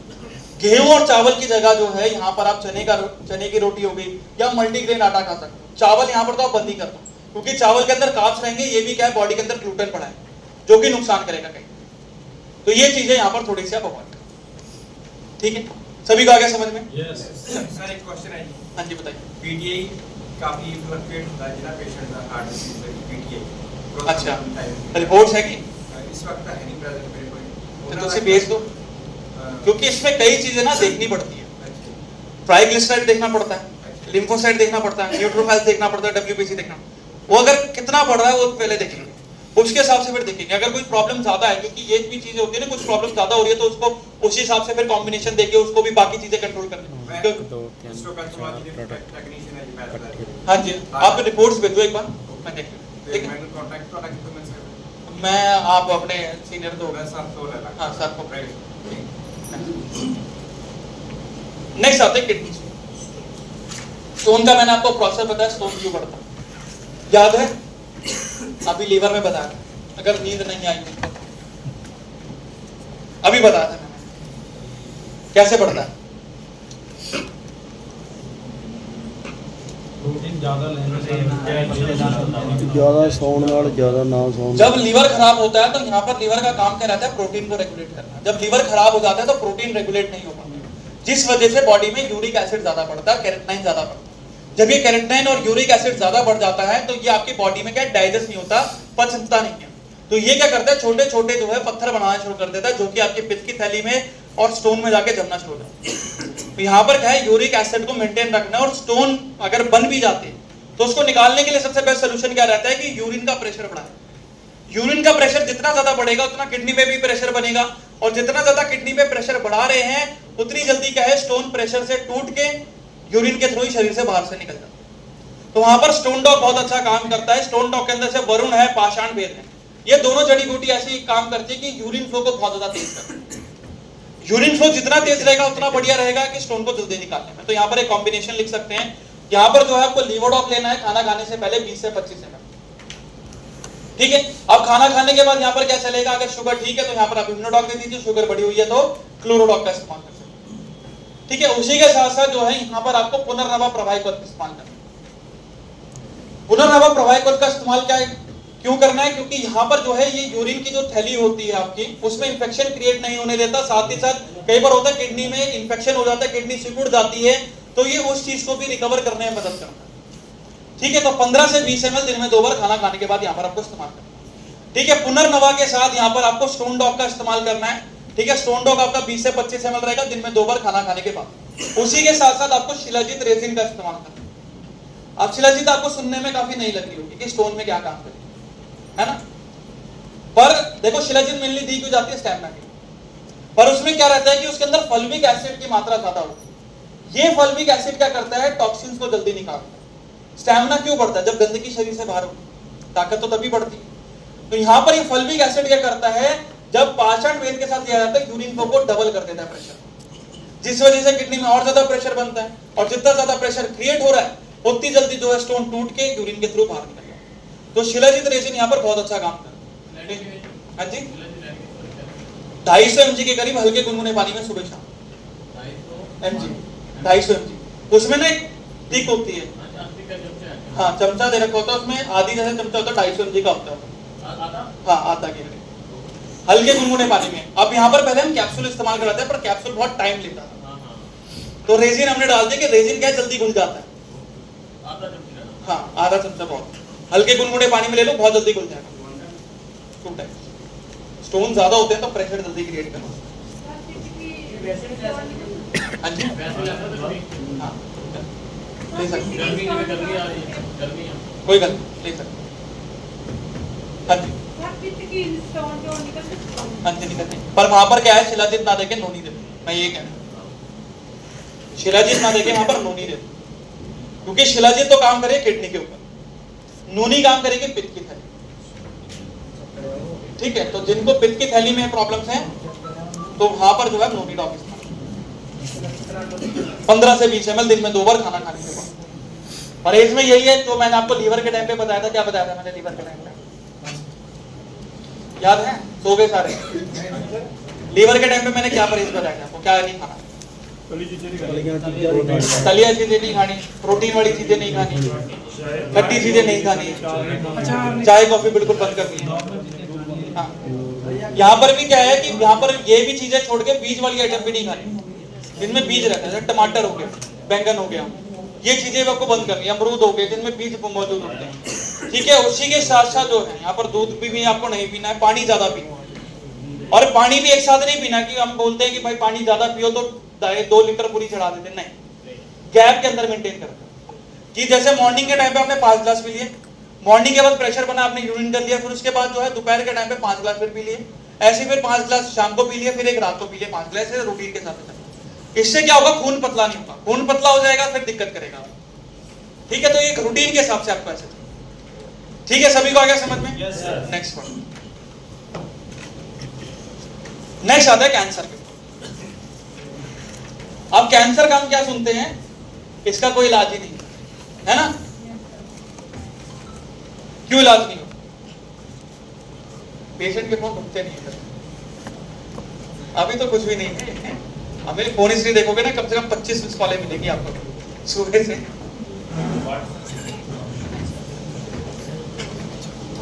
आपने सुना होगा कैंसर को कोई इलाज नहीं होता, है ना? पर आप ये देखो, आपने जो युवराज सिंह आपने सुना होगा, है ना? स्टेज 4 का कैंसर था। स्टेज 4 बचने के चांसेस 5%। ठीक हो गया क्या? संजय दत्त का नाम सुना होगा, स्टेज 6 का कैंसर था, बचने के चांसेस 0.1%। 2 महीने में ठीक हो गया। क्यों आ गया? जब इलाज ही नहीं है तो कैसे ठीक हो गया? क्यों? जब इलाज ही नहीं है तो ठीक कैसे हो गया? ये चीज देखो ना। मेन क्या है ना, कैंसर आज के समय में एक बिजनेस है। ठीक है। और देखो, डॉक्टर्स का काम ही होता है डराने का। डॉक्टर का काम होता है डराने का। आप खुद डर जाते हो और उसका क्या है, जितना आप डरोगे उतना पैसा बनाएगा। मैं अपनी खुद की बोल देता हूं। अब देखो, आप आए मेरे पास, बुखार हुआ आपको, आपने बोला सर मेरे को बुखार हो गया सर, मेरे कुछ खाना पीना ढंग से नहीं हो पा रहा है मेरा सर। तो मैंने बोला रिपोर्ट्स कराओ। रिपोर्ट्स करवाई आपने। अब आपको क्या पता चल रहा है? आपके लिए काला अक्षर भैंस बराबर, आपको कुछ नहीं पता चल रहा। तो आप जाओगे फटाफट मेरे पास आओगे कि सर रिपोर्ट देखो। आप वैसे आप घबराओगे कि सर मेरा बुखार है, 1 हफ्ते से ठीक नहीं हो रहा, मेरे को भूख नहीं लग रही। अब मुझे पता चल गया आप घबरा गए, तो यहाँ पर मैं और डराऊंगा आपको, भाई आपके खून के अंदर कमी है जी, खून की कमी होगी, आपके भाई लीवर भी खराब है आपका, आपके हाथों में भी इन्फेक्शन है कि सर मेरे को तो ठीक होना है। जो चीज 100 रुपए में ठीक हो सकती थी, आपको इतना डरा दे कि आप खुद ही जो है मेरी डेस्क के ऊपर 40,000 रुपए रख के आओगे सर मेरे को ठीक कर। जितना डरोगे उतनी बीमारी बढ़ेगी। जो मेडिकल लाइन है ना, डर का बिजनेस है, डर का बिजनेस है।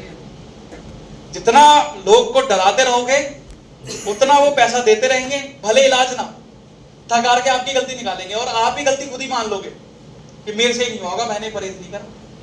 ये चीज ऐसी कैंसर होती है। अब कैंसर को समझो, कैंसर जो होता है आपकी बॉडी में पहले से ही मौजूद होता है। कैंसर आपकी बॉडी में पहले से ही है, पर वो नुकसान नहीं करता जब तक कि आप उसको कुछ ऐसी चीज ना दो जिससे वो बढ़ सके। ठीक है। अब हमें शरीर को बढ़ने के लिए तो क्या है, हमें प्रोटीन की जरूरत होती है, विटामिन की जरूरत होती है, वहां पर उसको जरूरत होती है कार्बोहाइड्रेट की और फ्री रेडिकल्स। फ्री रेडिकल ज्यादा मिला, कार्बोहाइड्रेट ज्यादा मिला, कैंसर ने ग्रोथ करना शुरू कर दिया। और दूसरी चीज क्या है, कैंसर जो होता है ना 100% क्योर हो सकता है, पर यहां पर चीज क्या है, उस कार्बोहाइड्रेट को और फ्री रेडिकल्स को कंट्रोल कर। अगर वो कंट्रोल हो जाते हैं, कैंसर अपने आप रिवर्स होता है, अपने आप रिवर्स होता है। ठीक है। यहां पर एक कॉम्बिनेशन लिख लीजिए इसका, फिर मैं आपको आगे बताता हूं। यहां पर आप जो है सबसे पहले आप क्लोरोडॉक का इस्तेमाल कर लीजिए। ठीक है। 20 से 25 ml रहेगा दिन में 2 बार खाना खाने के बाद। क्लोरोडॉक के साथ यहां पर आप पुनर्नवा प्रवाहिकोज का इस्तेमाल कर लीजिए। 15 से 20 ml रहेगा दिन में 2 बार खाना खाने के बाद। पुनर्नवा के साथ यहां पर आपको व्हीट ग्रास पाउडर का इस्तेमाल करना है। 1 से 1.5 चम्मच हल्के गुनगुने पानी में दिन में 2 बार खाना खाने के बाद आपको इस्तेमाल करना है। उसी के साथ साथ यहां पर जो है शॉर्ट स्मोर का इस्तेमाल करना है, जो भी रिसेंटली वेल रूट का प्रोडक्ट है। अब वेल रूट्स में क्या है कि जो शॉर्ट स्मोर है ये 30 ml का डेली एक शॉट लिया जाता है। और यहां पर क्या है कि मिठास देना कैंसर पेशेंट के लिए मौत के बराबर होता है। तो यहाँ पर हम क्या करेंगे, पर वो जरूरी नहीं क्योंकि शॉर्ट स्मॉल के अंदर नो एंटीऑक्सीडेंट्स है। ये एंटीऑक्सीडेंट बहुत ज्यादा जरूरी होते हैं कैंसर की ग्रोथ को रोकने के लिए, और एक प्रीबायोटिक डाला गया है ताकि जो खाना है उससे कार्बोहाइड्रेट ज्यादा ना निकले, बॉडी के अंदर वो जो कार्बोहाइड्रेट है वो एनर्जी में बन जाए, ताकत में बन जाए। तो वहां पर हम क्या करेंगे, कैंसर पेशेंट के लिए जो 30 ml का शॉट है 1 गिलास पानी में घोल के उनको दे देंगे सुबह सुबह, मॉर्निंग में सुबह सुबह जो है 30 ml का शॉट उनको घोल के दे देंगे। उसी के साथ साथ जो है यहाँ पर गिलोय जूस का इस्तेमाल करें, 15 से 20 ml रहेगा दिन में 2 बार खाना खाने के बाद। उसी के साथ साथ जो है कुर्की डॉग कैप्सूल, 1 कैप्सूल दिन में 2 बार खाना खाने के बाद आपको इस्तेमाल। अब यहाँ पर आप ये नोटिस करो कि जितने हमने प्रोडक्ट दिए सब में जो है कड़वाहट बहुत ज्यादा है। क्लोरोडॉक में कड़वाहट है, पुनर्नवा में कड़वाहट है, गिलोय जूस में कड़वाहट है, व्हीट ग्रास के अंदर कड़वाहट है, कुर्की के अंदर कड़वाहट है। अब यहाँ पर कड़वाहट क्यों करनी है कि देखो एक प्रोसेस होता है जिसे हम कहते हैं कीटोसिस का। अब यहाँ पर क्या रहता है कि व्यक्ति की शुगर लेवल हम बिल्कुल जीरो कर दें, शुगर लेवल बिल्कुल जीरो कर दें। अब यहाँ पर होता क्या है कि हम खाना तो इनको बहुत मॉडरेट क्वांटिटी में देंगे, बहुत कम मात्रा में देंगे। तो इससे होगा क्या यहाँ पर कि जैसी खाने की जब मात्रा कम कर दी जाती है तो भूख लगती है शरीर में। अब भूख के कारण जो है व्यक्ति एकदम से क्या है कि और खाना मांगे, पर यहाँ पर जब हम उसको रूटीन के हिसाब से बोलते हैं कि 2 दिन कुछ मत खाओ, पानी ज्यादा पियो, प्रोडक्ट लेते रहो, तो यहाँ पर होगा क्या कि जो उसके अंदर जो फैट जो जमा होता है, जो चर्बी जो जमा होती है, शरीर उसी को ही खाना शुरू कर देता है। जिस वजह से होता क्या है कि उनके जो कार्बोहाइड्रेट के जो लेवल्स हैं, जो उनके शरीर में जो फ्री रेडिकल्स बन रहे थे उस कोलेस्ट्रॉल के दौरान, वो भी क्या हो जाते हैं, घटना शुरू हो जाते हैं। जिस वजह से आगे जाके कैंसर को वो खाना नहीं मिल पाता। जब कैंसर को खाना ही नहीं मिल रहा तो यहाँ पर क्या है, उनकी ग्रोथ भी क्या है, हर दिन जो है कम होती रहती है।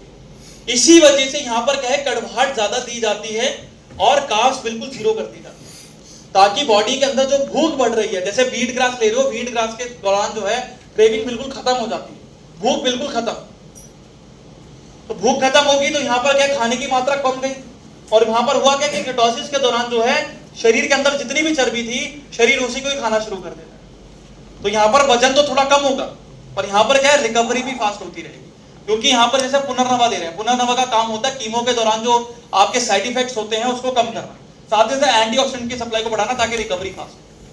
ये चीज तो परहेज में यहाँ पर यही चीज है कि कोई भी फल नहीं देना है, ठीक है। उसी के साथ साथ आटा चावल बिल्कुल बंद करना है। यहाँ पर कुछ स्पेशल अनाज जैसे कि रागी हो गया, किनोआ हो गया, ओट्स हो गया, ये चीजें ज्यादा दें और एक टाइम गैप के हिसाब से मेंटेन करें, यानी मॉर्निंग सुबह 6 बजे से लेकर शाम को 7 बजे तक ये रूटीन पूरा करें। 7 बजे के बाद अगले 6 बजे तक या 7 बजे तक पूरी फास्टिंग करें, कुछ नहीं खाना, पानी पीते रहो बेस्ट है, बाकी और कुछ नहीं खाना है, चाहे भूख लगे चाहे कुछ लगे, कुछ नहीं। एक फ्रूट दे सकते हो, जैसे सेब दे दिया, ठीक है, पपीता ले लिया या पाइनएप्पल ले लिया, कीवी ले लिया, या ब्लूबेरीज आपको मिल जाते हैं, वो ये फल ही जो है कैंसर के टाइम पे काफी अच्छे काम है। उसमें सलाद में क्या है मैं बताता हूँ आपको। सलाद में जैसे खा रहे हो तो चुकंदर हो गया, ककड़ी हो गया, ठीक है। उसी के साथ साथ जो है यहाँ पर अगर आपको मिलता है तो जैसे तोरी आती है ना, तोरी आपने खा ली, जुकीनी करके आती है, तोरी का दूसरा आता है थोड़ा सा बड़ा आता है, जुकीनी आता है, वो आपने ले लिया, वो भी सलाद के तौर पे खाओ। तेल यहाँ पर बिल्कुल बंद कर दो, ऑयली चीज बिल्कुल बंद है, ठीक है। रागी जो होता है ना, रागी को अच्छी तरह पकाया जाता है, उसको खिलाया जाता है। रागी कड़वाहट होती है उसके अंदर, और वो कैल्शियम से भरपूर होता है, तो जिनको हड्डियों कैंसर, ब्लड कैंसर होता है उसको रिवर्स करने में मदद करता है, सभी चीज के लिए। वहां पर मेन डाइट का ही खेल। अब यहाँ मैं बोला ना, मैंने फास्टिंग बोल दी कि आपको 12 घंटे फास्टिंग करनी है। क्यों करनी है? क्योंकि शरीर पे लोड कम पड़े और जितना कार्ब्स उसमें जा रहा है वो शरीर खुद ही खाना शुरू कर, ये चीज तो अपने आप कैंसर रिवर्स हो। और ये हमारे पास प्रूवन है, हमने 3 महीने के अंदर, 1 महीने के अंदर खुद ही कैंसर रिवर्स करा, ये हमारे पास रिकॉर्ड है।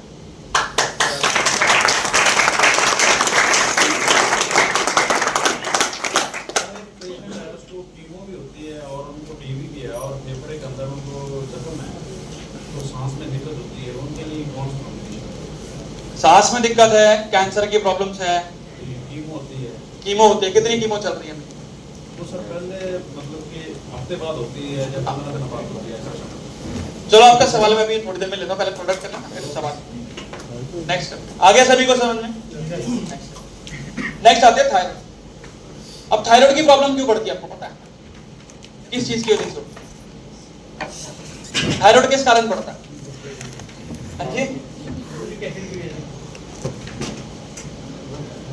किस वजह से बढ़ता है?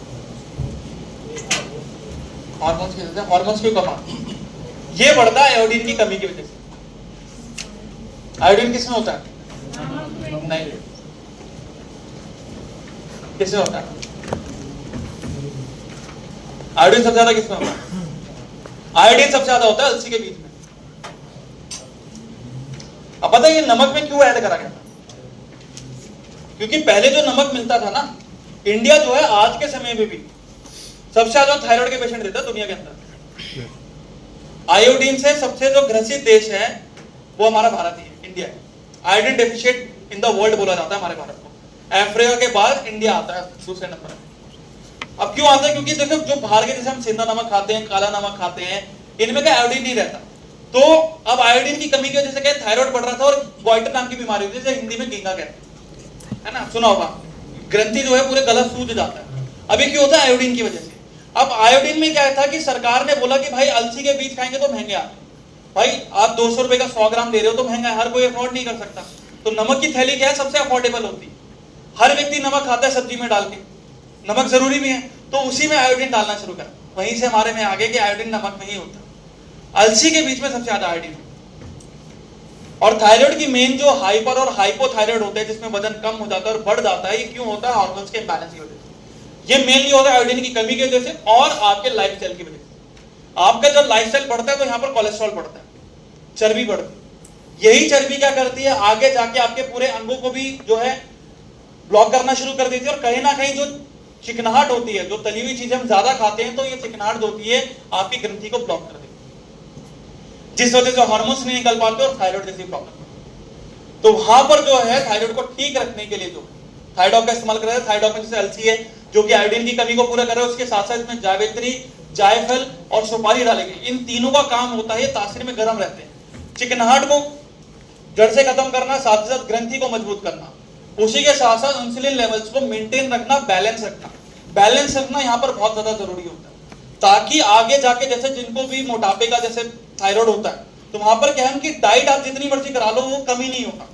क्योंकि जब तक उनके हार्मोन्स जो बैलेंस नहीं होंगे, खासकर T4 सेल्स अगर बैलेंस नहीं होंगे तो कोई फायदा नहीं। तो वहां पर ये तीनों चीजें बहुत अच्छी काम करें। तो इसका इस्तेमाल जो है आपको 20 से 25 ml करना है खाना खाने से पहले। ठीक है, खाना खाने से पहले 1 घंटे पहले आपने थायराइड का इस्तेमाल करना। अब तो चलेंगे खाना खाने के बाद। खाना खाने के बाद क्या चलेगा? अगर शुगर ठीक है तो यहाँ पर आप इम्यूनोडॉक दे दीजिए, शुगर बढ़ी हुई है तो यहाँ पर आप क्लोरोडॉक का इस्तेमाल कर सकते हैं। ठीक है, उसी के साथ साथ जो यहाँ पर आपको गिलोय जूस का इस्तेमाल करना है 15 से 20 ml दिन में 2 बार खाना खाने के बाद। गिलोय जूस के साथ यहाँ पर आपको विटामिन B12 का इस्तेमाल करना है, 1 टैबलेट डेली दोपहर के खाना खाने के बाद आपको लेना। ठीक है, क्योंकि आयोडीन को भी बनने के लिए भी ब्लड की रिक्वायरमेंट होती है, आयोडीन को जो घुलने के लिए ब्लड की रिक्वायरमेंट होती है। तो B12 इससे दिया जाता है ताकि जो प्लाज्मा है और जो B12 सेल्स है जो आपके बॉडी के अंदर जो रेड ब्लड सेल्स हैं उनको बढ़ाने में काम करता है, ताकि आयोडीन को जल्दी से बैलेंस करके थायराइड को नॉर्मल करा सके। ठीक है, और आखिरी में रहेगा आपका पंच तुलसी ऑयल, 2 से 3 बूंद हल्के गुनगुने पानी में यहाँ पर आप इस्तेमाल कर सकते हैं। ये इस वजह से दिया जाता है ताकि गर्माहट के दौरान जो भी गंदगी जो आपकी ग्लैंड्स में जमी हुई है उसको जल्दी निकाला जाए। ठीक है, तो 2 से 3 बूंद हल्के गुनगुने पानी में यहाँ पर आपको सेवन करना। तो ये कॉम्बिनेशन आपके तैयार हो जाते हैं जिनको भी जो है थायराइड से जुड़ी कोई प्रॉब्लम है। अब यहाँ पर परहेज क्या रखना है?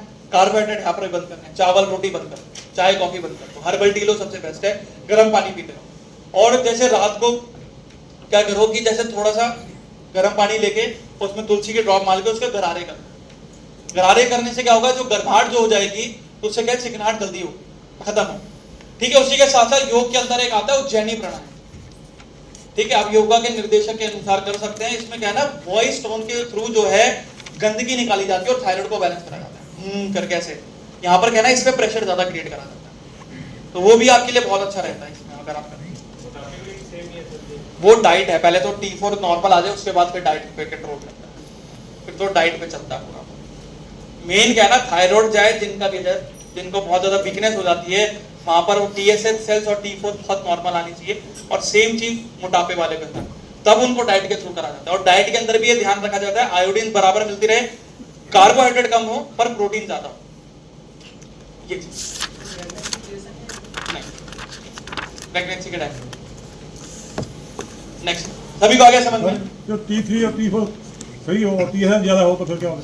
ज्यादा होती है तो फिर वही है हाइपोथायराइड के हाइपरथायराइड ज्यादा बढ़ जाएगा। उसमें क्या देंगे?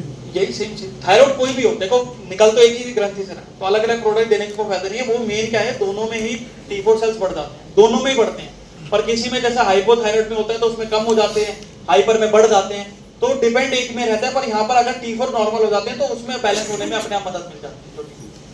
ठीक है, सभी को आगे समझ में। नेक्स्ट रेस्पिरेटरी का हमने ऑलरेडी लिख लिया था, अस्थमा, एलर्जी, कफ कफ। ठीक है, नेक्स्ट करते हैं। नेक्स्ट आते हैं पाइल्स यानी बवासीर। बवासीर की प्रॉब्लम्स क्यों होती है पता किसी को? फाइबर की कमी, फाइबर की, बस फाइबर की कमी। और किससे? लीवर ठीक ना रहेगा, कब से? और लीवर ठीक ना हो, लीवर ठीक नहीं, और बस इन्हीं चीजों से होती है। खाना पीना तो हम भूल ही गए, ज्यादा खाना मिर्च मसाले। हाँ ये सही। कैसे मिर्च मसाले? कच्चे मिर्च मसाले, है ना, तली चीजें ज्यादा खाना। तली हुई चीजें। अब देखो क्या रहता है कि बाहर से हम लोग खाना खाते हैं, चाट पकौड़ी खाते हैं, तो वो क्या करते हैं, सारे जो मसाले होते हैं वो ऊपर से डाल देता है, नमक हो गया, मिर्च हो गया, गरम मसाला हो गया। अब ये चीजें पके नहीं होते, तो इनके अंदर गर्माहट बहुत ज्यादा होती है और इनका तेल वो होता है। जैसे ही कच्चे मिर्च मसाले हमारे शरीर के अंदर जाते हैं तो जो तेजाब होता है वो इस गर्माहट के दौरान क्या बहुत ज्यादा बढ़ जाता है। तो यहाँ पर जैसे ही तेजाब ऊपर बढ़ता है तो यहाँ पर क्या खाना ऐसे बाहर आने को हो जाता है, पर वो तेजाब भी क्या है नीचे भी जाना शुरू कर देता है। पर आते जो होती है बहुत ज्यादा सॉफ्ट होती है, डेलिकेट होती है, नाजुक होती है। तो यहाँ पर क्या करता है हमारा शरीर की तेजाब नीचे को ना जाए, आंतों में ना जाए, तो नसे जो आते होते हैं आपके बिल्कुल सिकुड़ देता है। जैसे ही आते आपकी सिकुड़न हो जाती है तो यहाँ पर जो आपका स्टूल होता है वो आगे बढ़ नहीं पाता, तो एक जगह जाके वो अटक जाता है। तो धीरे धीरे क्या है वो सड़ता रहता है, और सड़ने के दौरान जब बहुत ज्यादा टाइट हो जाता है और जब व्यक्ति उसको प्रेशर से आगे बढ़ने की कोशिश करवाता है तो यहाँ पर क्या है उस हार्डनेस के दौरान वो हाथों में क्या है घाव करना शुरू कर देता है। कई घाव बहुत ज्यादा गहरे हो जाते हैं जिसमें से खून निकलता है, जिसे हम खूनी बवासीर कहते हैं। अब ये घाव के अंदर जब क्लॉटिंग बहुत ज्यादा हो जाती है, जब वो ठीक होता है तो उसमें पस बननी शुरू हो जाती है। अब ये क्लॉटिंग बहुत ज्यादा बढ़ जाती है, थोड़ा बहुत ज्यादा बढ़ जाता है, तो यहाँ पर क्या है उस कंडीशन को हम बगंदर कहते हैं, जिसे हम फिस्टुला कहते हैं या फिशर कहते हैं। ये क्यों होता है? जब ये तेज मिर्च मसाले तली हुई चीजें ज्यादा खाई जाती है। तो यहाँ पर क्या है कि पहले तो उसको स्टूल को निकालना जरूरी है, उस गंदगी को निकालना जरूरी है, तब जाके जो आंतों में जो इन्फेक्शन हो रहा है, जो घाव जो हो रहे हैं उसको ठीक रखना जरूरी है। तो वहां पर जो है आपका पायलोडॉग बहुत अच्छा काम करता है। और सर जिनको अल्सर हो जाता है, हाँ जी, जिनको अल्सर हो जाता है, यही सेम कॉम्बिनेशन बेस्ट रहेगा, क्योंकि उसमें भी क्या है कॉन्स्टिपेशन ज्यादा होता है, जलन बहुत ज्यादा होती है, तो इसमें भी सेम करेंगे। तो यहाँ पर क्या है कि आपको एलोवेरा लेना है खाली पेट दिन में 2 बार, 20 से 25 ml खाली पेट दिन में 2 बार सुबह शाम लेना है। एक सुबह खाली पेट ले लिया और एक दोपहर के खाना खाने के बाद जब आपके पास शाम का टाइम फ्री होता है, ठीक है, तो शाम को आपने एलोवेरा जूस लिया, ये दोगे खाली पेट। खाना खाने से पहले आपने लीवर ऑफ लेना 15 मिनट पहले। अब यहाँ पर लीवर तो ठीक है, पर यहाँ पर जरूरी भी है ताकि बाइल का प्रोडक्शन ज्यादा बढ़े, ठीक है। तो वहां पर वो 20 से 25 ml लेना है खाना खाने से 15 मिनट पहले। अब जो चलेंगे खाना खाने के बाद, खाना खाने के बाद क्या चलेगा आपका पायलोडॉग चलेगा 20 से 25 ml दिन में 2 बार खाना खाने के बाद। उसी के साथ साथ जो है यहाँ पर आपको मोरीडॉग कैप्सूल का इस्तेमाल करवाना है। पायलोडॉग के अंदर से मोरिंगा है जो कि एक लैक्सेटिव एजेंट का काम करता है, यानी आपके स्टूल को ग्रीसिंग देने का काम करता है ताकि आसानी से आपके स्टूल को शरीर से बाहर करा जाए, ठीक है। उसी के साथ साथ एलोवेरा निचोड़ डालेंगे जो कि इन्फेक्शन को रोकते हैं कि आगे बॉडी में इन्फेक्शन ना हो। अब मोरीडॉग भी क्या है, मोरिंगा कैप्सूल है जो कि बूस्टर का काम करता है ताकि जो भी बची कुची गंदगी है वो भी शरीर से आसानी से बाहर निकले, ठीक है। तो वो भी एक कैप्सूल सुबह शाम खाना खाने के बाद आपको इस्तेमाल करना, ठीक है। उसी के साथ साथ यहाँ पर आपको डिजीडॉग पाउडर का इस्तेमाल करवाना है 2 से 5 ग्राम, यानी 1 से 1.5 चम्मच हल्के गुनगुने पानी में खाना खाने के बाद आपको इस्तेमाल करना, ठीक है। तो ये कॉम्बिनेशन आपके तैयार हो जाते हैं जिनको भी कोई भी प्रॉब्लम्स रहती है पाइल्स। अब यहाँ पर वही चीज है परहेज, यहाँ पर ठंडी चीजें ज्यादा, नारियल पानी पियो, पानी ज्यादा पियो, ये अच्छा रहेगा। दही का सेवन कर लो, तली हुई चीजें बिल्कुल अवॉइड कर दो, चाय कॉफी बिल्कुल छोड़ दो, दूध भी बिल्कुल छोड़ दो, दलिया खिचड़ी ये ज्यादा खाओ, पोहा ज्यादा खाओ, ठीक है। पर इसमें हैवी चीजें मत डालो, कई बार पोहे में मूंगफली डालते हैं, वो चीजें मत डालो, ठीक है। टमाटर वगैरह बीज वाली चीजें बिल्कुल छोड़ दो, फल और सब्जी बिल्कुल छोड़ दो, दलिया खिचड़ी पे ज्यादा रहो ताकि पहले स्टूल निकल जाए, पेट बिल्कुल अच्छी तरह साफ हो जाए, उसके बाद धीरे धीरे डाइट में रखें। और जो भी चीज खा रहे हो उसमें हल्का सा नमक और हल्की सी काली मिर्च, उससे ज्यादा कोई मिर्च मसाले नहीं, कोई धनिया नहीं, कोई लाल मिर्च नहीं, कोई हल्दी नहीं, कुछ नहीं, बस हल्की काली मिर्च और हल्का सा नमक, ठीक है। सभी को आ गया समझ में? नेक्स्ट हाँ जी, हाँ वो वही है जैसे मूंगफली जैसे अदरक तली हुई चीजें डालते हैं वो नहीं खाते, पोहा जैसे क्या होता है, जैसे मीठा पोहा होता है, आपने पानी में भिगो के रख लिया, वो बन गया उसका, उसमें दही डाल दी थोड़ी सी, ठीक है, हल्का सा नमक डाल दिया, बस उसको खा लिया, या थोड़ी सी चुटकी भर हल्दी के थोड़ा सा घी लेके फ्राई कर दिया, बस और ज्यादा कुछ नहीं करना, हैवी चीजें नहीं डालनी। ये नेक्स्ट आइडॉक पे ले दो। गायनी हाँ जी, गायनी प्रॉब्लम गायनी प्रॉब्लम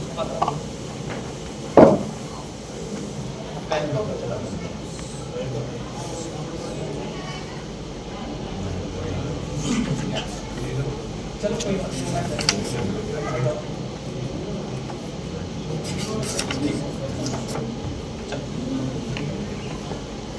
गायनोडॉक इसके बाद में समझा, ठीक है, गायनो और सेक्सुअल वेलनेस पे मेरा वो थोड़ा लंबा हो जाता है, खींच जाता है, तो आई डॉक तो आसानी से निकालते हैं। अच्छा, अब आते हैं आंखों के हल। आज के समय में क्या हमारी आंखें स्वस्थ हैं? ठीक है, क्यों नहीं है? डाइट ऐसी, और मेन चोरी तो आपने बताई, प्रदूषण का मोबाइल। आपने कभी नोटिस करा है कि आपने कभी वैसे रियल लाइफ में नोटिस करा हो कि थोड़ी देर आप जैसे मोबाइल चलाते चलाते कुछ सेकंड के लिए, कुछ हल्के सेकंड के लिए एकदम से आंखें धुंधली हो जाती है? होता है। इसका मतलब क्या है कि आप धीरे धीरे अंधेपन की तरफ बढ़ रहे हैं, कि आपके आगे जाके 40 साल की उम्र तक आप बिल्कुल अंधे हो जाते हैं, ये आंखों में धुंधलापन इस वजह से आता है। ये क्यों आता है? क्योंकि मोबाइल के अंदर और जो लैपटॉप के अंदर एक लाइट निकलती है जिसे हम कहते हैं ब्लू रे विजन, ये आपकी आंखों के नजर नहीं आती। जब जितना आप फोन चलाते हो तो ये जो ब्लू रे विजन होती है आपकी आंखों के बिल्कुल अंदर वाली जगह पे जाके चोट करती है, जहां पर आपकी सारी नसें जुड़ी होती है दिमाग से। अब ये धुंधलापन क्यों आता है? जैसे ये लाइट जाती है तो एकदम से नसें को कमजोर कर देती है, जिस वजह से व्यक्ति देख नहीं पाता है। अब आंखों से जैसे मान के चलो ये पैनल आपको दिख रहा है, तो जो इसकी तस्वीर है ये आपके दिमाग में जाके बन रही है कि पता चल रहा है आपको क्या लिखा हुआ है, क्या चीज है। अब यहां पर आपकी नसें बिल्कुल अगर हटा दूं तो आप देख तो लोगे, समझ नहीं पाओगे क्या चीज है। तो आंखों की ये जरूरी होती है कि जो ये ब्लू रे विजन होती है, इसको जो नुकसान इसके द्वारा हो रहा है इसको सही रखना जरूरी है।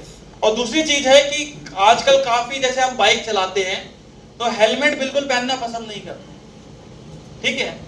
अब हेलमेट का क्या रहता है, उसमें शीशा लगा रहता है। इवन जैसे सिख लोग होते हैं तो वहां पर बोला जाता है कि अपनी आंखों को कवर करने के लिए आपका फेस मास्क आता है, ठीक है। जैसे हम पग पहनते हैं, पग के बाद एक फेस मास्क होता है। ये क्यों होता है? आंखों में बचाने के लिए।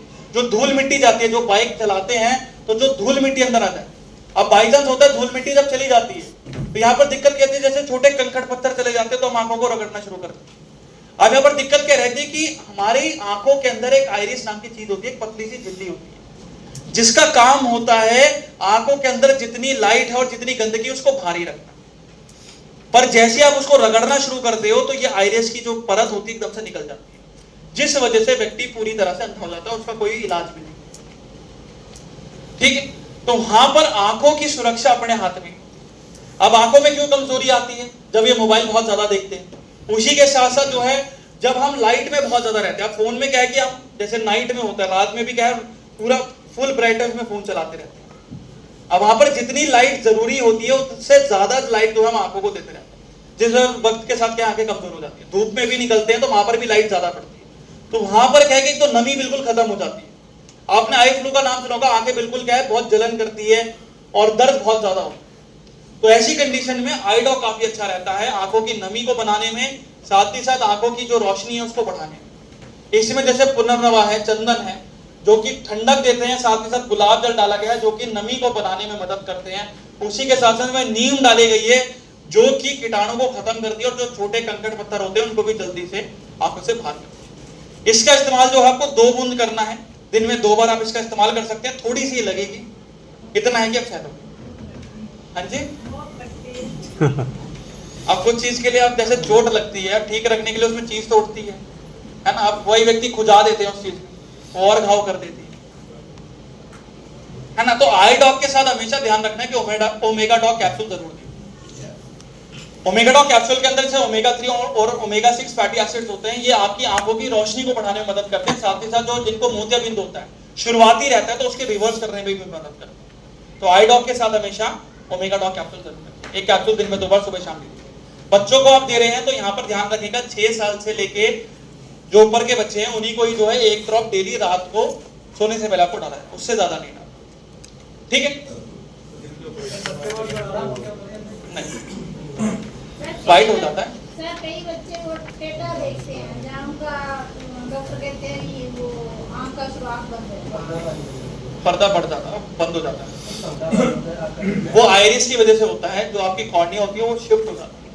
तो उसमें क्या रहता है ना, उसमें ऑपरेशन ही करवाना पड़ता है। वो शिफ्ट ऑपरेशन कराने के बाद भी बच्चे की आंखें वैसी हो गई तो फिर वो तो फिर दिक्कत होगी, या तो ऑपरेशन ढंग से नहीं, क्योंकि ऑपरेशन के बाद ही, क्योंकि उसमें क्या है ना लेजर ऑपरेशन होता है। लेजर ऑपरेशन में क्या रहता है ना, जो आइरिस यहाँ पर शिफ्ट हो जाती है उसको दोबारा से फिक्स करा जाता है सेंटर पोजीशन। तो या तो डॉक्टर की गलती होगी जिसने फिक्स नहीं करा होगा, उन्होंने जलंधर से ऑपरेशन अब वो जहाँ से करवाया वो तो ढंग से उन्होंने करा नहीं होगा ऑपरेशन, ये चीज। नहीं तो वो फिक्स होने के बाद की रिकवरी जो होती है, आप उसको आईडॉक दे दो, ओमेडॉक कैप्सूल दे दो, वो अपने आप ठीक होती रहेगी धीरे धीरे। पर ये चीज अगर फिक्स नहीं हो तो फिर वो कोई इलाज नहीं बैठेगा। नहीं, लेंस वालों के लिए अलग ही आती है।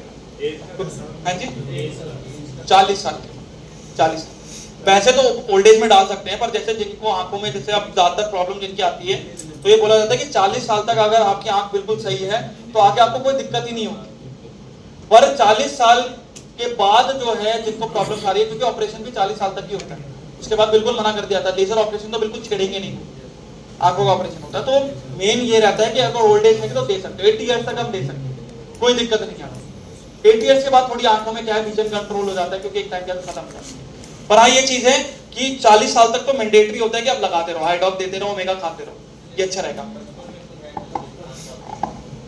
दे सकते हो आईडॉक, मैंने बोला ना 1 बूंद डेली रात को सोने से पहले डलवा, क्योंकि बच्चे भी क्या है मोबाइल में ज्यादा रहते हैं, इंडोर एक्टिविटीज कम हो जाती है, तो आंखें साफ नहीं रहती, धूल मिट्टी में भी जाता है जैसे बच्चा, तो धूल बहुत ज्यादा होती है। अब बच्चों को इतना ध्यान नहीं रहता कि आंखें ढंग से धो पाए ये चीजें, तो वहां पर आप डलवा सकते हो। ਸਰ ਜਿਨ੍ਹਾਂ ਦੇ ਲੈਂਜ ਪੈ ਜਾਂਦਾ ਹੈ हाँ जी, ਉਹਨਾਂ ਨੂੰ ਫਿਰ ਵੀ ਦਿੱਕਤ ਆਉਂਦੀ ਹੈ ਤੇ ਉਹਨਾਂ ਨੂੰ ਆਪਾਂ ਓਮੇਗਾ ਕੈਪਸੂਲ ਦੇ ਸਕਦੇ वो ਹਾਂ। ओमेगा कैप्सूल तो दे सकते हो, हाँ। पर मेन दिक्कत क्या है कि वहां पर जो लेंस डलता है ना वो परमानेंट होता है, वो फिक्स कर देते हैं। तो वहां पर अगर आप आईडॉक डालने जाएंगे तो जैसे नीम वगैरह होता है कि कुछ हर्ब्स होते आई हैं, रोक तो नहीं डालेंगे ना, हाँ जी, वो आई ड्रॉप उनके लिए स्पेशली अलग से आती है। ਉਹਦਾ अलग से आती है। हाँ, क्योंकि ये जलन कर देगी, हाँ जी, वो खुजली ज्यादा करेगी, तो हो सकता है लेंस निकल जाए, खुजली करते करते आंखों में रहती है। Yes, sir. तो वही चीज है, यहाँ पर ओमेगा कैप्सूल दे दो सबसे बेस्ट, और साथ में अश्वगंधा दे दो, वो भी बेस्ट है। ओके। सर जैसे पुतली खराब हुई किसी की आंख की, उसको दे सकते हैं, लगा सकते हैं हेड ड्रॉप नहीं। नहीं वहां तो कुछ क्या थी, रिपोर्ट से देखनी पड़ेगी, रिपोर्ट देखनी पड़ेगी विजन कितना है उसका, कि अगर प्लस 9.5 है, माइनस 9.5, अगर ज्यादा होता है, क्योंकि 10 की रेंज रहती है, 10 से ऊपर बढ़ रहा है तो कहीं ना कहीं प्रॉब्लम है, वो एक बार रिपोर्ट देख के देखना पड़ेगा। तो देखिए इंजेक्शन लगते हैं आंखों में,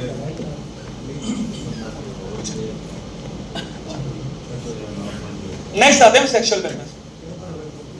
सभी को आ गया समझ में? यहाँ पर नींद तो नहीं आ रही, बता देना नींद आ रही। ठीक है, जगाने का भी काम आता है, पता चल जाएगा माइंड कितना एक्टिव है। ठीक है, हमारे में एक टर्म होती है कोऑर्डिनेशन एबिलिटी, कि आप अपने दोनों दिमाग को कैसे काम करते हैं। एक हाथ यहाँ पर, अब आपको जो दिमाग होता है, जिनका राइट हैंड होता है उनका लेफ्ट दिमाग ज्यादा काम करता है, और जो लेफ्टी होते हैं उनका राइट दिमाग काम करता है।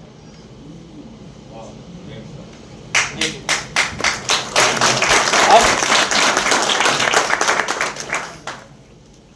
चलो अब आते हैं सेक्सुअल वेलनेस। सेक्सुअल वेलनेस में पहला आ जाता है हमारा टेस्टोफास और शिलाजीत रेटिंग। टेस्टोफास यहाँ पर मैंने, शिलाजीत तो हम ऑल इन वन सब में ही देते हैं, स्टैमिना में, स्टोन में, ये सभी चीजों में। मेन आता है टेस्टोफास। टेस्टोफास का यहाँ पर काम क्या रहता है कि जिन व्यक्तियों को लो स्पर्म काउंट की दिक्कत है, एजोस्पर्मिया की दिक्कत है, तो वहां पर टेस्टोफास बहुत अच्छा काम। अब स्पर्म काउंट क्यों गिरते हैं? मेनली होता है स्ट्रेस की वजह से, और बॉडी के अंदर जो है जरूरी न्यूट्रिएंट्स नहीं मिलते, जैसे आयरन हो गया, B12 हो गया, फॉलिक एसिड हो गया, ये नहीं मिल पाते। अब ये मान के चलिए जिनको स्पर्म काउंट बिल्कुल जीरो हो जाते हैं, जो आपका वीर्य बिल्कुल जीरो हो जाता है, तो 1 बूंद वीर्य को बनने में लगभग 80 बूंद खून की जरूरत होती है, 80 ड्रॉप्स ऑफ ब्लड। ये अगर और जो नॉर्मल रेंज होती है तो वो होती है 60 करोड़ से लेकर 150 करोड़ के बीच में होना चाहिए। तो अगर जिनकी बिल्कुल जीरो है तो लगभग 4 से 4.5 लीटर खून लग जाता है उसको दोबारा से बनाने में, वो भी 80% बनता है, पूरा नहीं बनता। और बॉडी में खून कितना रहता है? 4 लीटर। जितना खून शरीर में उससे ज्यादा ही खून आपका क्या है, स्पर्म काउंट में लग जाता है। तो वहां पर क्या रहता है कि स्पर्म काउंट को इस तरह बनाना पड़ता है कि जितना ब्लड लॉस उस स्पर्म काउंट को बनाने में हो रहा हो उतना ही ब्लड दोबारा से बनाया जाए, पर प्रेशर हाई ना। ब्लड प्रेशर हाई हो तो फिर दिक्कत होगी, हार्ट अटैक की प्रॉब्लम क्रिएट करेगा। तो वहां पर टेस्टोफास बहुत अच्छा काम करता है। टेस्टोफास के अंदर से गोश्रो इसके अंदर डाले गए हैं, ठीक है, कॉच पीस डाले गए हैं। इनका काम होता है आपके ब्लड को जल्दी बनाना और स्पर्म क्वालिटी को बूस्ट करना, टेस्टोस्टेरोन को बूस्ट करना। पुरुषों के अंदर हार्मोन होता है जिसे हम टेस्टोस्टेरोन कहते हैं। इसका काम होता है शारीरिक और मानसिक विकास में और साथ ही साथ सेक्सुअल बैलेंस को बढ़ाना। तो वहां पर स्पर्म बूस्ट के लिए जो है टेस्टोफास बहुत अच्छा रहता है। एक कैप्सूल दिन में 2 बार खाना खाने के बाद दूध के साथ जो है काफी अच्छा रिजल्ट देता है। अब यहाँ पर एक कॉम्बिनेशन लिख सकते हैं जहां पर जिनको स्पर्म काउंट की दिक्कत होती है। तो यहाँ पर जो है सबसे पहले अगर शुगर ठीक है तो यहाँ पर आप इम्यूनोडॉक का इस्तेमाल कर सकते हैं। शुगर बढ़ी हुई है तो यहाँ पर आप क्लोरोडॉक का इस्तेमाल कर सकते हैं, ठीक है। उसी के साथ साथ थंडर ब्लास्ट का यहाँ पर आपको इस्तेमाल करना है। 15 से 20 ml रहेगा, दिन में 2 बार खाना खाने के बाद दूध के साथ ले लेंगे, काफी अच्छा रहेगा, ठीक है।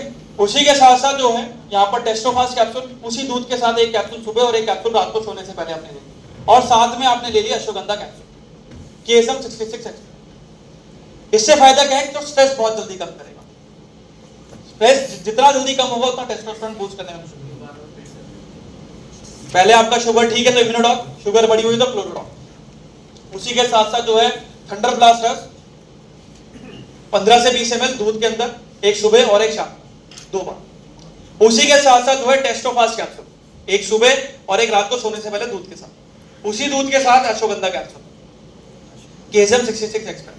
स्ट्रेस को कम करने में मदद करेगा और साथ ही साथ एक नेचुरल ब्लड बूस्टर का भी काम करेगा। सर ये दोनों एक साथ नहीं ले सकते? क्या चीज? जैसे आपने बोला सर अश्वगंधा और वो टेस्टोफास। हाँ वो एक साथ ही लेना है। हाँ दूध, जैसे आपने दूध में 1 गिलास दूध लिया, 15 ml के करीब आपने थंडर ब्लास्ट मिला दिया। उसी के साथ जो है आपने अश्वगंधा और जो है आपने टेस्टोफास एक कैप्सूल ले ली, सुबह शाम ले, ठीक है। वो इजी हो जाएगा, वो इजी हो जाता है लोगों को।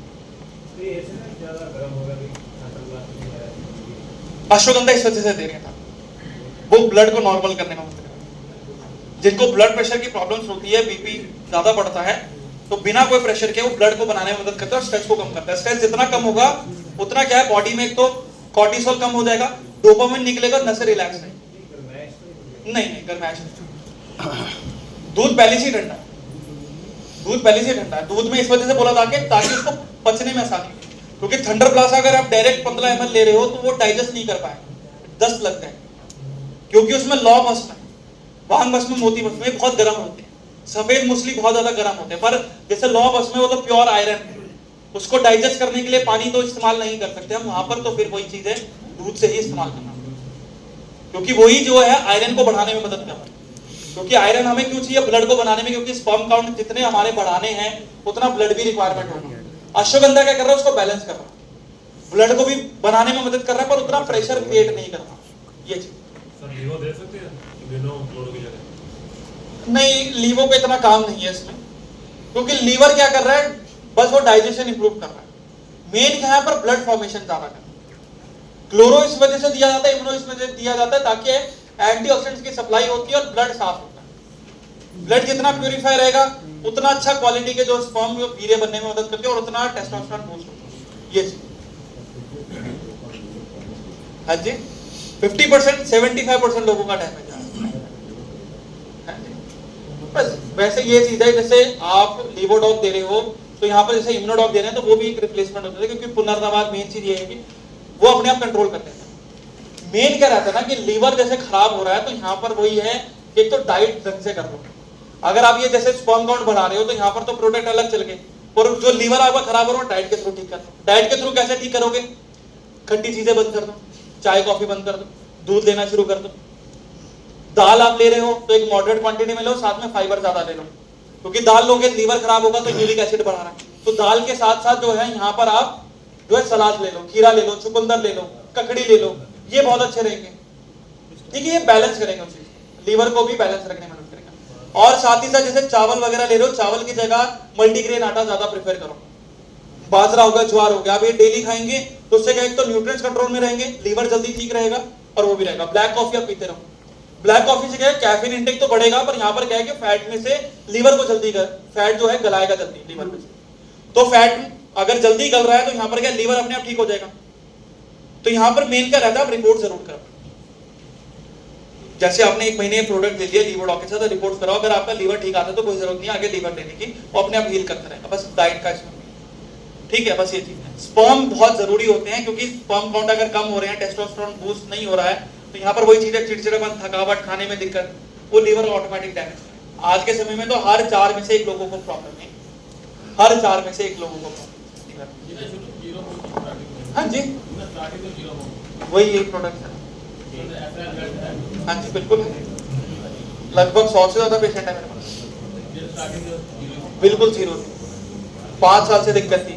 इवन हमारे तो कई पेशेंट कतर के भी हैं, हाँ बाहर कंट्री के, बाहर के कंट्री का भी रिजल्ट हमारे पास है। वो तो यही प्रेफर करते हैं, यही कॉम्बिनेशन प्रेफर करते हैं। गुजरात की टीम है ना, जैसे आपने करुणल यादव की टीम होगी, हाँ उनके जितने जो ज्यादातर व्यक्ति हैं वो आउट ऑफ इंडिया के ही हैं, तो उनके तो रिजल्ट हमारे पास बहुत पड़े हैं। ये चीज ऐसा कुछ नहीं है। मेन क्या रखना है, एसोस्पर्मिया की दिक्कत होती है, यहाँ पर डाइट का बहुत रोल होता है। डाइट बिगाड़ रहे हैं तो कोई दिक्कत नहीं है, करते रहो, स्पर्म काउंट बिल्कुल 0 होते रहेंगे, आगे कुछ भी नहीं बनेगा। सेम चीज लेडीज के अंदर भी होती है कि वहां पर अगर एस्ट्रोजन ही नहीं बनेगा तो यहाँ पर कंसीव होने के चांसेस ही बिल्कुल 0 होते हैं। ये चीज तो परहेज में वही है, खट्टी चीजें बिल्कुल बंद कर दो। बाकी ये जो रूटीन बताया आपको, ये फॉलो अप जरूर करना, ठीक है। नेक्स्ट आई डॉक्टर ठीक है। अब one of the most selling, best selling product, और जो हमारा आज के समय में सबसे हीरो प्रोडक्ट जो निकल के आता है, वो हमारा थंडर ब्लास्ट से निकल के आता है।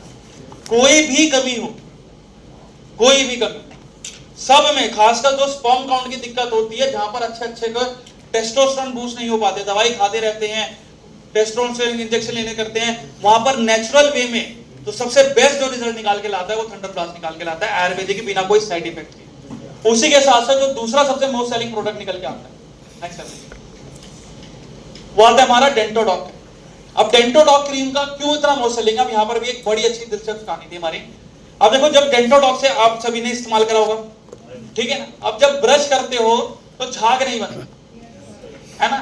फिर कई लोग तो हमको कंप्लेंट करते कि सर झाग नहीं बनता, सर मजा नहीं आ रहा पेस्ट करते, कि झाग बनते तो बढ़िया लगता थोड़ा सा। अब इसमें झाग क्यों? अब देखो, जितने मार्केट में पेस्ट मिलते हैं आपको आयुर्वेदिक के नाम पे, जैसे पतंजलि हो गया, कोलगेट हो गया, या अन्य कोई ब्रांड ले लो, वीको हो गया, इनमें क्या है, फ्लोराइड की मात्रा ज्यादा हो। फ्लोराइड अगर 9000 से ऊपर है, सब में 9000 से ऊपर ही बताते कम है, अगर 9000 से ऊपर है तो यहाँ पर आपके दांतों की एक पतली सी लेयर होती है जिसे हम इनामल कहते हैं। इसका काम होता है दांतों में चमक देने का, साथ ही साथ आपकी जो दाढ़ होती है उससे जुड़े रहने का। अगर ये इनामल की कोटिंग हट जाती है तो दांत बिल्कुल वीक हो जाते हैं, इसलिए झंझनाहट ज्यादा लगती है। तो फ्लोराइड जितना ज्यादा आप इस्तेमाल कर रहे हो, उतनी जल्दी जो है इनामल की कोटिंग निकल जाती है। तो वहां पर क्या होता है, जो दांत होते हैं वो कमजोर हो जाते हैं, जिस वजह झंझनाहट की होती है, झंझनाहट के कारण आपकी जो दाढ़ होती है वो सूज जाती है। दूसरी चीज क्या रहती है कि जो इसके अंदर केमिकल होते हैं, सल्फेट हो गया, पैराबेन्स हो गया, ये आपके दांतों के अंदर जब जाते हैं तो ये क्या करते हैं, कैल्शियम की कोटिंग को खत्म कर देते हैं, जो कि आगे जाके मुंह का कैंसर जल्दी बना। इसके अंदर ये नहीं, इसके अंदर क्या करा गया है, अब दांतों के लिए सबसे ज्यादा क्या जरूरी है, कैल्शियम। तो इसका बेस ही कैल्शियम से बना है, इसका बेस ही कैल्शियम से बना है, तो इस वजह से इसमें झाग नहीं होते, फ्लोराइड बिल्कुल 0 है इसके। तो आप क्या करो, जब आप ब्रश करते हो तो कैल्शियम की लेयर जो है आप अपने दांतों में चढ़ाते चले जाते हो। तो यहां पर होता क्या है कि वक्त के साथ जो है आपके दांत भी क्या है, मजबूत होते चले जाते, और जितना आप ब्रश करते जाओगे उतने दांत मजबूत होते रहेंगे। पायरिया की प्रॉब्लम, मुंह में जो बदबू आती है, झंझनाहट की प्रॉब्लम, दाढ़ों में सूजन, सभी में जो है काफी कमी आती है। और इसी वजह से, और हम आयुष एक्सपो गए थे पिछली साल, आपने देखा भी होगा, स्लीपर्स की उन्होंने डायरेक्टली में डाल रखा है। अब वहां पर मेरे बहुत अच्छे सीनियर थे, स्मुख सोनी जी, तो उनके वो गुजरात स्टेट बोर्ड के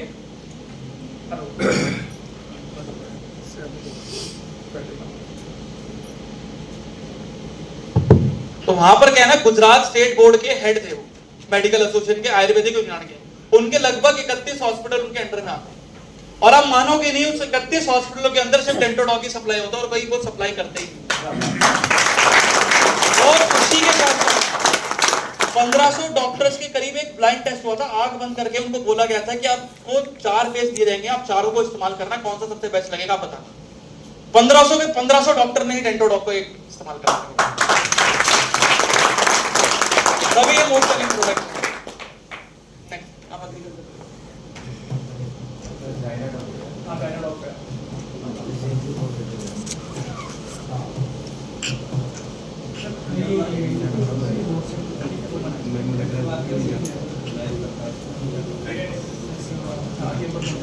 गरमाइश करता है तो दूध में हल्की सी चुटकी भर काली मिर्च मिला। अगर थंडर प्लस गरमाइश कर रहा है ना तो चुटकी भर काली मिर्च मिला, बिल्कुल बैलेंस कर देगा। जैसे कुर्की ड्रॉप देते थे तो वहां पर भी क्या गर्मी बढ़ाता था, गरमाइश करता था, तो वहां पर बोला जाता था चुटकी भर काली मिर्च मिला, या थोड़ा सा शहद मिला लो, वो भी ठंडक दे देगा। अगर काली मिर्च असर नहीं होता तो शहद तो बहुत जल्दी कंट्रोल करती है ये चीज। ठीक है, अब आते हैं वुमेन हाइजीन।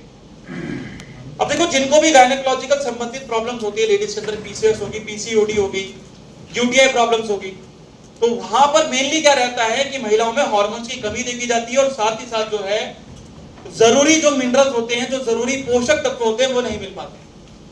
क्योंकि देखो, महिलाएं ज्यादातर हाउसवाइफ रहती है। अब कई बार होता है बचा हुआ खाना खा लेती है। अब जैसे मैंने शुद्ध खाने की आपको बात करी थी कि जब हम खाना ताजा बनाते हैं तो पहले उसको धोते हैं, पकाते हैं।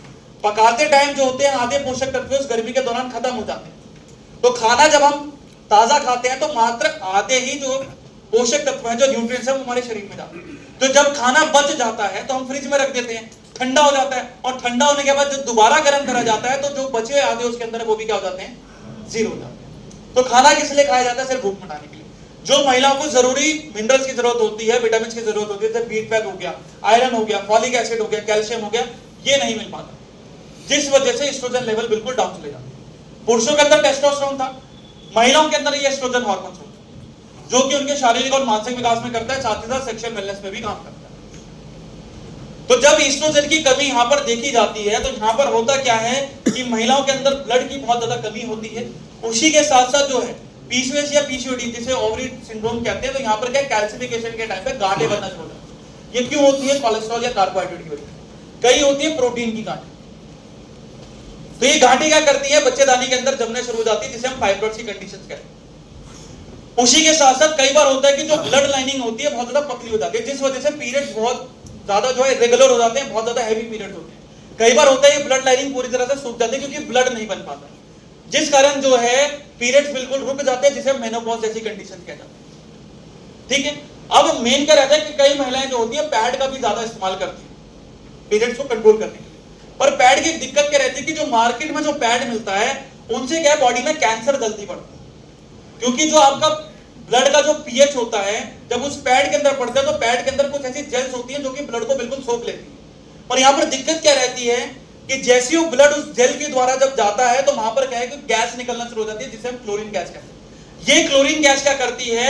आपकी ब्लड लाइनिंग को पूरी तरह हार्ड कर देती है, हार्ड कर देती है, पत्थर की तरह बना देती है, जिस वजह से क्या होता है कि ब्लड आगे बन नहीं पाता है, पीरियड्स बिल्कुल रुक जाते हैं, और आगे जाके जो ब्लड जो सड़ता रहता है अंदर, ये क्या करता है? गंदगी जमाना शुरू कर देता है, जिस वजह से यूट्रस के अंदर क्या रहती है? आपके फ्री रेडिकल और कैंसर सेल्स बढ़ जाते हैं, जिसको हम यूट्रस कैंसर कहते हैं, सिविकल कैंसर कहते हैं।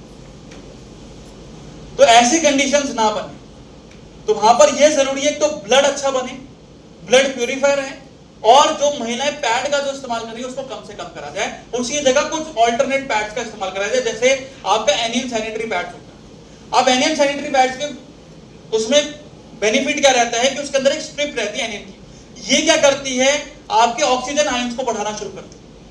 ऑक्सीजन जितना जो है यूट्रस में जाता है उतना ज्यादा क्या है, तो पीरियड्स मेंटेन रहते हैं, पीरियड्स क्रैम्प्स मेंटेन रहते हैं, और कोई गैस भी निकलती है, जिससे कि कैंसर का खतरा बिल्कुल जीरो हो जाता है। ठीक है, और महिलाओं को जो भी गायनेकोलॉजिकल संबंधित होती है, अब यहाँ पर हम दो कॉम्बिनेशन लिखेंगे। एक लिखेंगे जो जनरल कॉम्बिनेशन होता है वाइट डिस्चार्ज का, पीसीओएस या पीसीओडी का। दूसरा लिखेंगे जिनको कंसीव नहीं हो पाता। ठीक है, तो पहला कॉम्बिनेशन लिख लेते हैं। पहले कॉम्बिनेशन में आपको क्या करना है? अगर शुगर ठीक है तो यहाँ पर आप इम्यूनोडॉक दे दीजिए, शुगर बढ़ी हुई है तो यहाँ पर आप क्लोरोडॉक का इस्तेमाल करना। ठीक है, उसी के साथ साथ जो है यहाँ पर आपको थंडर ग्लास का इस्तेमाल करना है, 10 ml से ज्यादा नहीं देना। ठीक है, और जिन महिलाओं को ब्लड प्रेशर हाई की प्रॉब्लम्स है या आपके वाइट डिस्चार्ज की प्रॉब्लम है तो वहां पर भी आपको थंडर नहीं देना है, वहां पर आप नोनी डॉक का इस्तेमाल कर सकते हैं।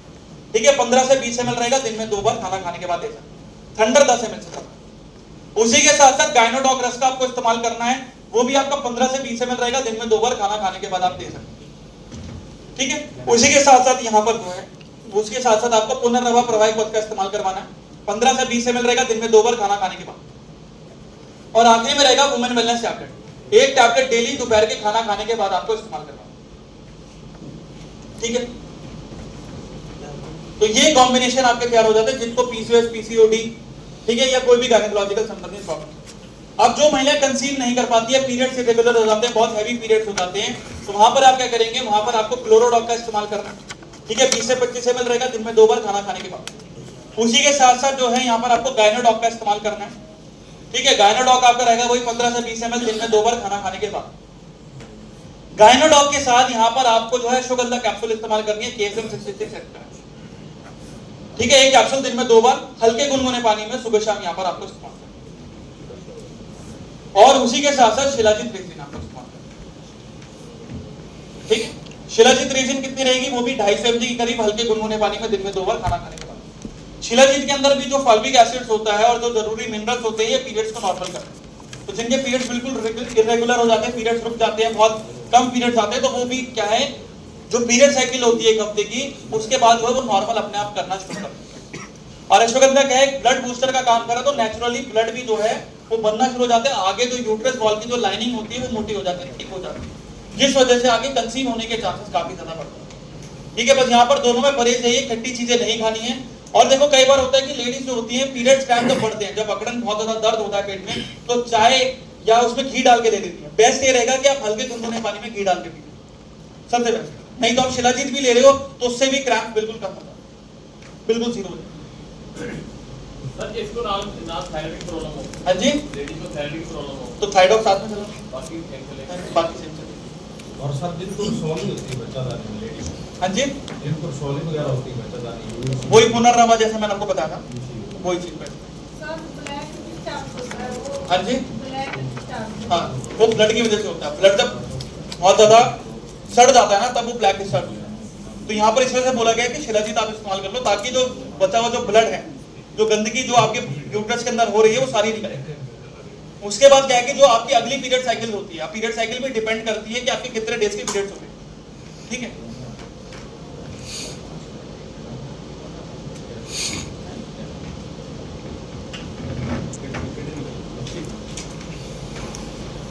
ठीक है, तो वो अपने आप कम कर देते हैं। 15 दिन बाद होता है, जैसे पहले तो वो पीरियड साइकिल का होता है कि आप फर्स्ट पीरियड में जैसे लेना शुरू कर रहे हो, तो चांसेस रहते हैं कि सेकंड पीरियड में अपने आप वो नॉर्मल आना शुरू होता है। ये चीज होती है। ठीक, सभी को आगे समझ में आ गया।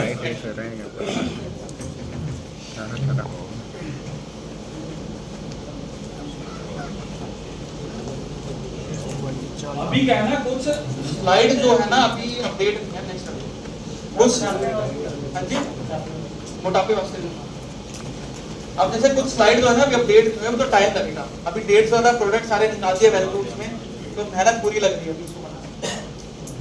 तो अभी इसमें यही है कि थोड़े थोड़े स्लाइड्स इसमें कर रहे हैं। ठीक, डायलिसिस में देखो, जिनका अगर डॉक्टर्स के रिकमेंडेशन है तो स्टोन डॉग और लिवोडॉग तो देंगे। ठीक है, डायलिसिस चल रहा है तो स्टोन डॉग और लिवोडॉग जरूर देना। अगर डॉक्टर की रिकमेंडेशन कहती है कि नहीं देना है, तो देखो डायलिसिस के बाद की जो रिकवरी होती है ना, वो जरूरी होती है, जिनका वीक में 2 बार होता है तो दे दो। काफी लंबे समय चलता है, तो लिवोडॉग और स्टोन डॉग तो जरूर दे दो।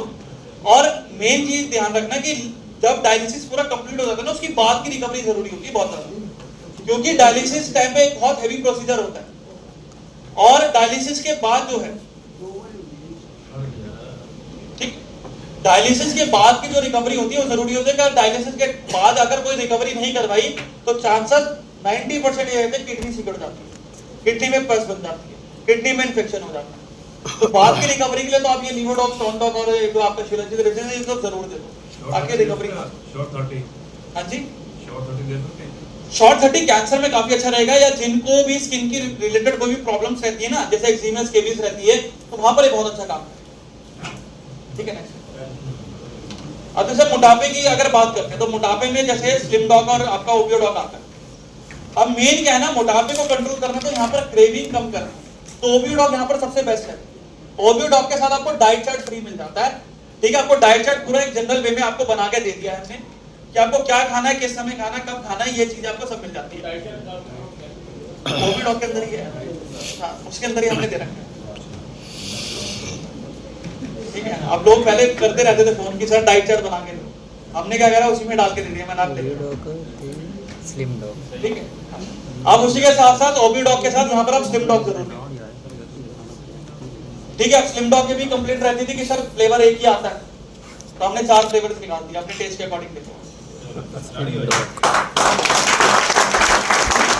है। स्लिम डॉग के साथ क्या है, एक स्कूप आता है दिन में 2 बार दूध के साथ। दूध ये ध्यान रखना मलाई वाला नहीं होना चाहिए, पतला दूध रखना, स्कीम मिल्क, ठीक है। और ग्रीन टी एक्स्ट्रा कैप्सूल जरूर लेना, और बीएमआई जरूर देखना कि वजन उस हिसाब से नॉर्मल है, ठीक है। वजन नॉर्मल है तो कोई जरूरत नहीं है, पर हाँ स्लिम डॉग तो लेते रहो ताकि वो फिट हो, ठीक है। नेक्स्ट ये डॉग अब आते हैं एग्रीकल्चर में, खेती बाड़ी से कितने जुड़े लोग? सर एक चीज और है, थैलीसीमिया के लिए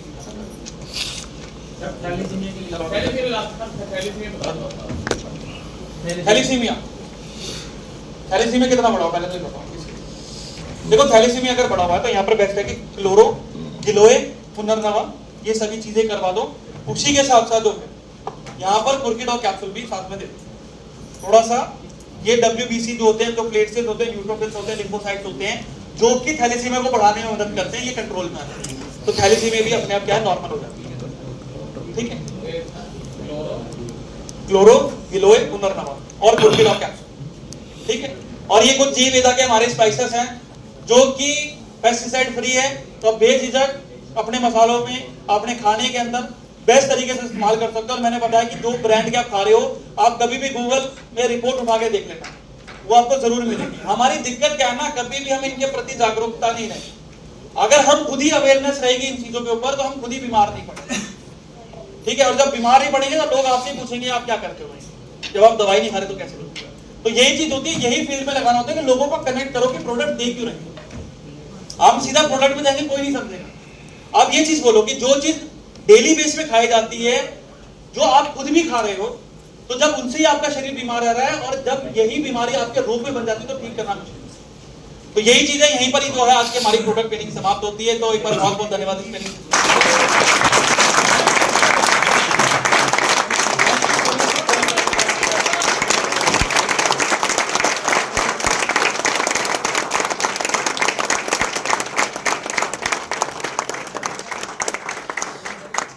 सर मजा आया दोस्तों?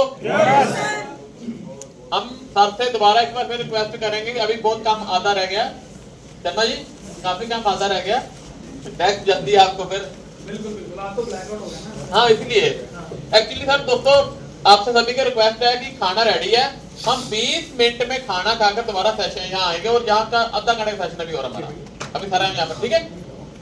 अभी 20 मिनट में हम सारे जने खाना खा लिए, 20 मिनट खाना खा के 3 बजे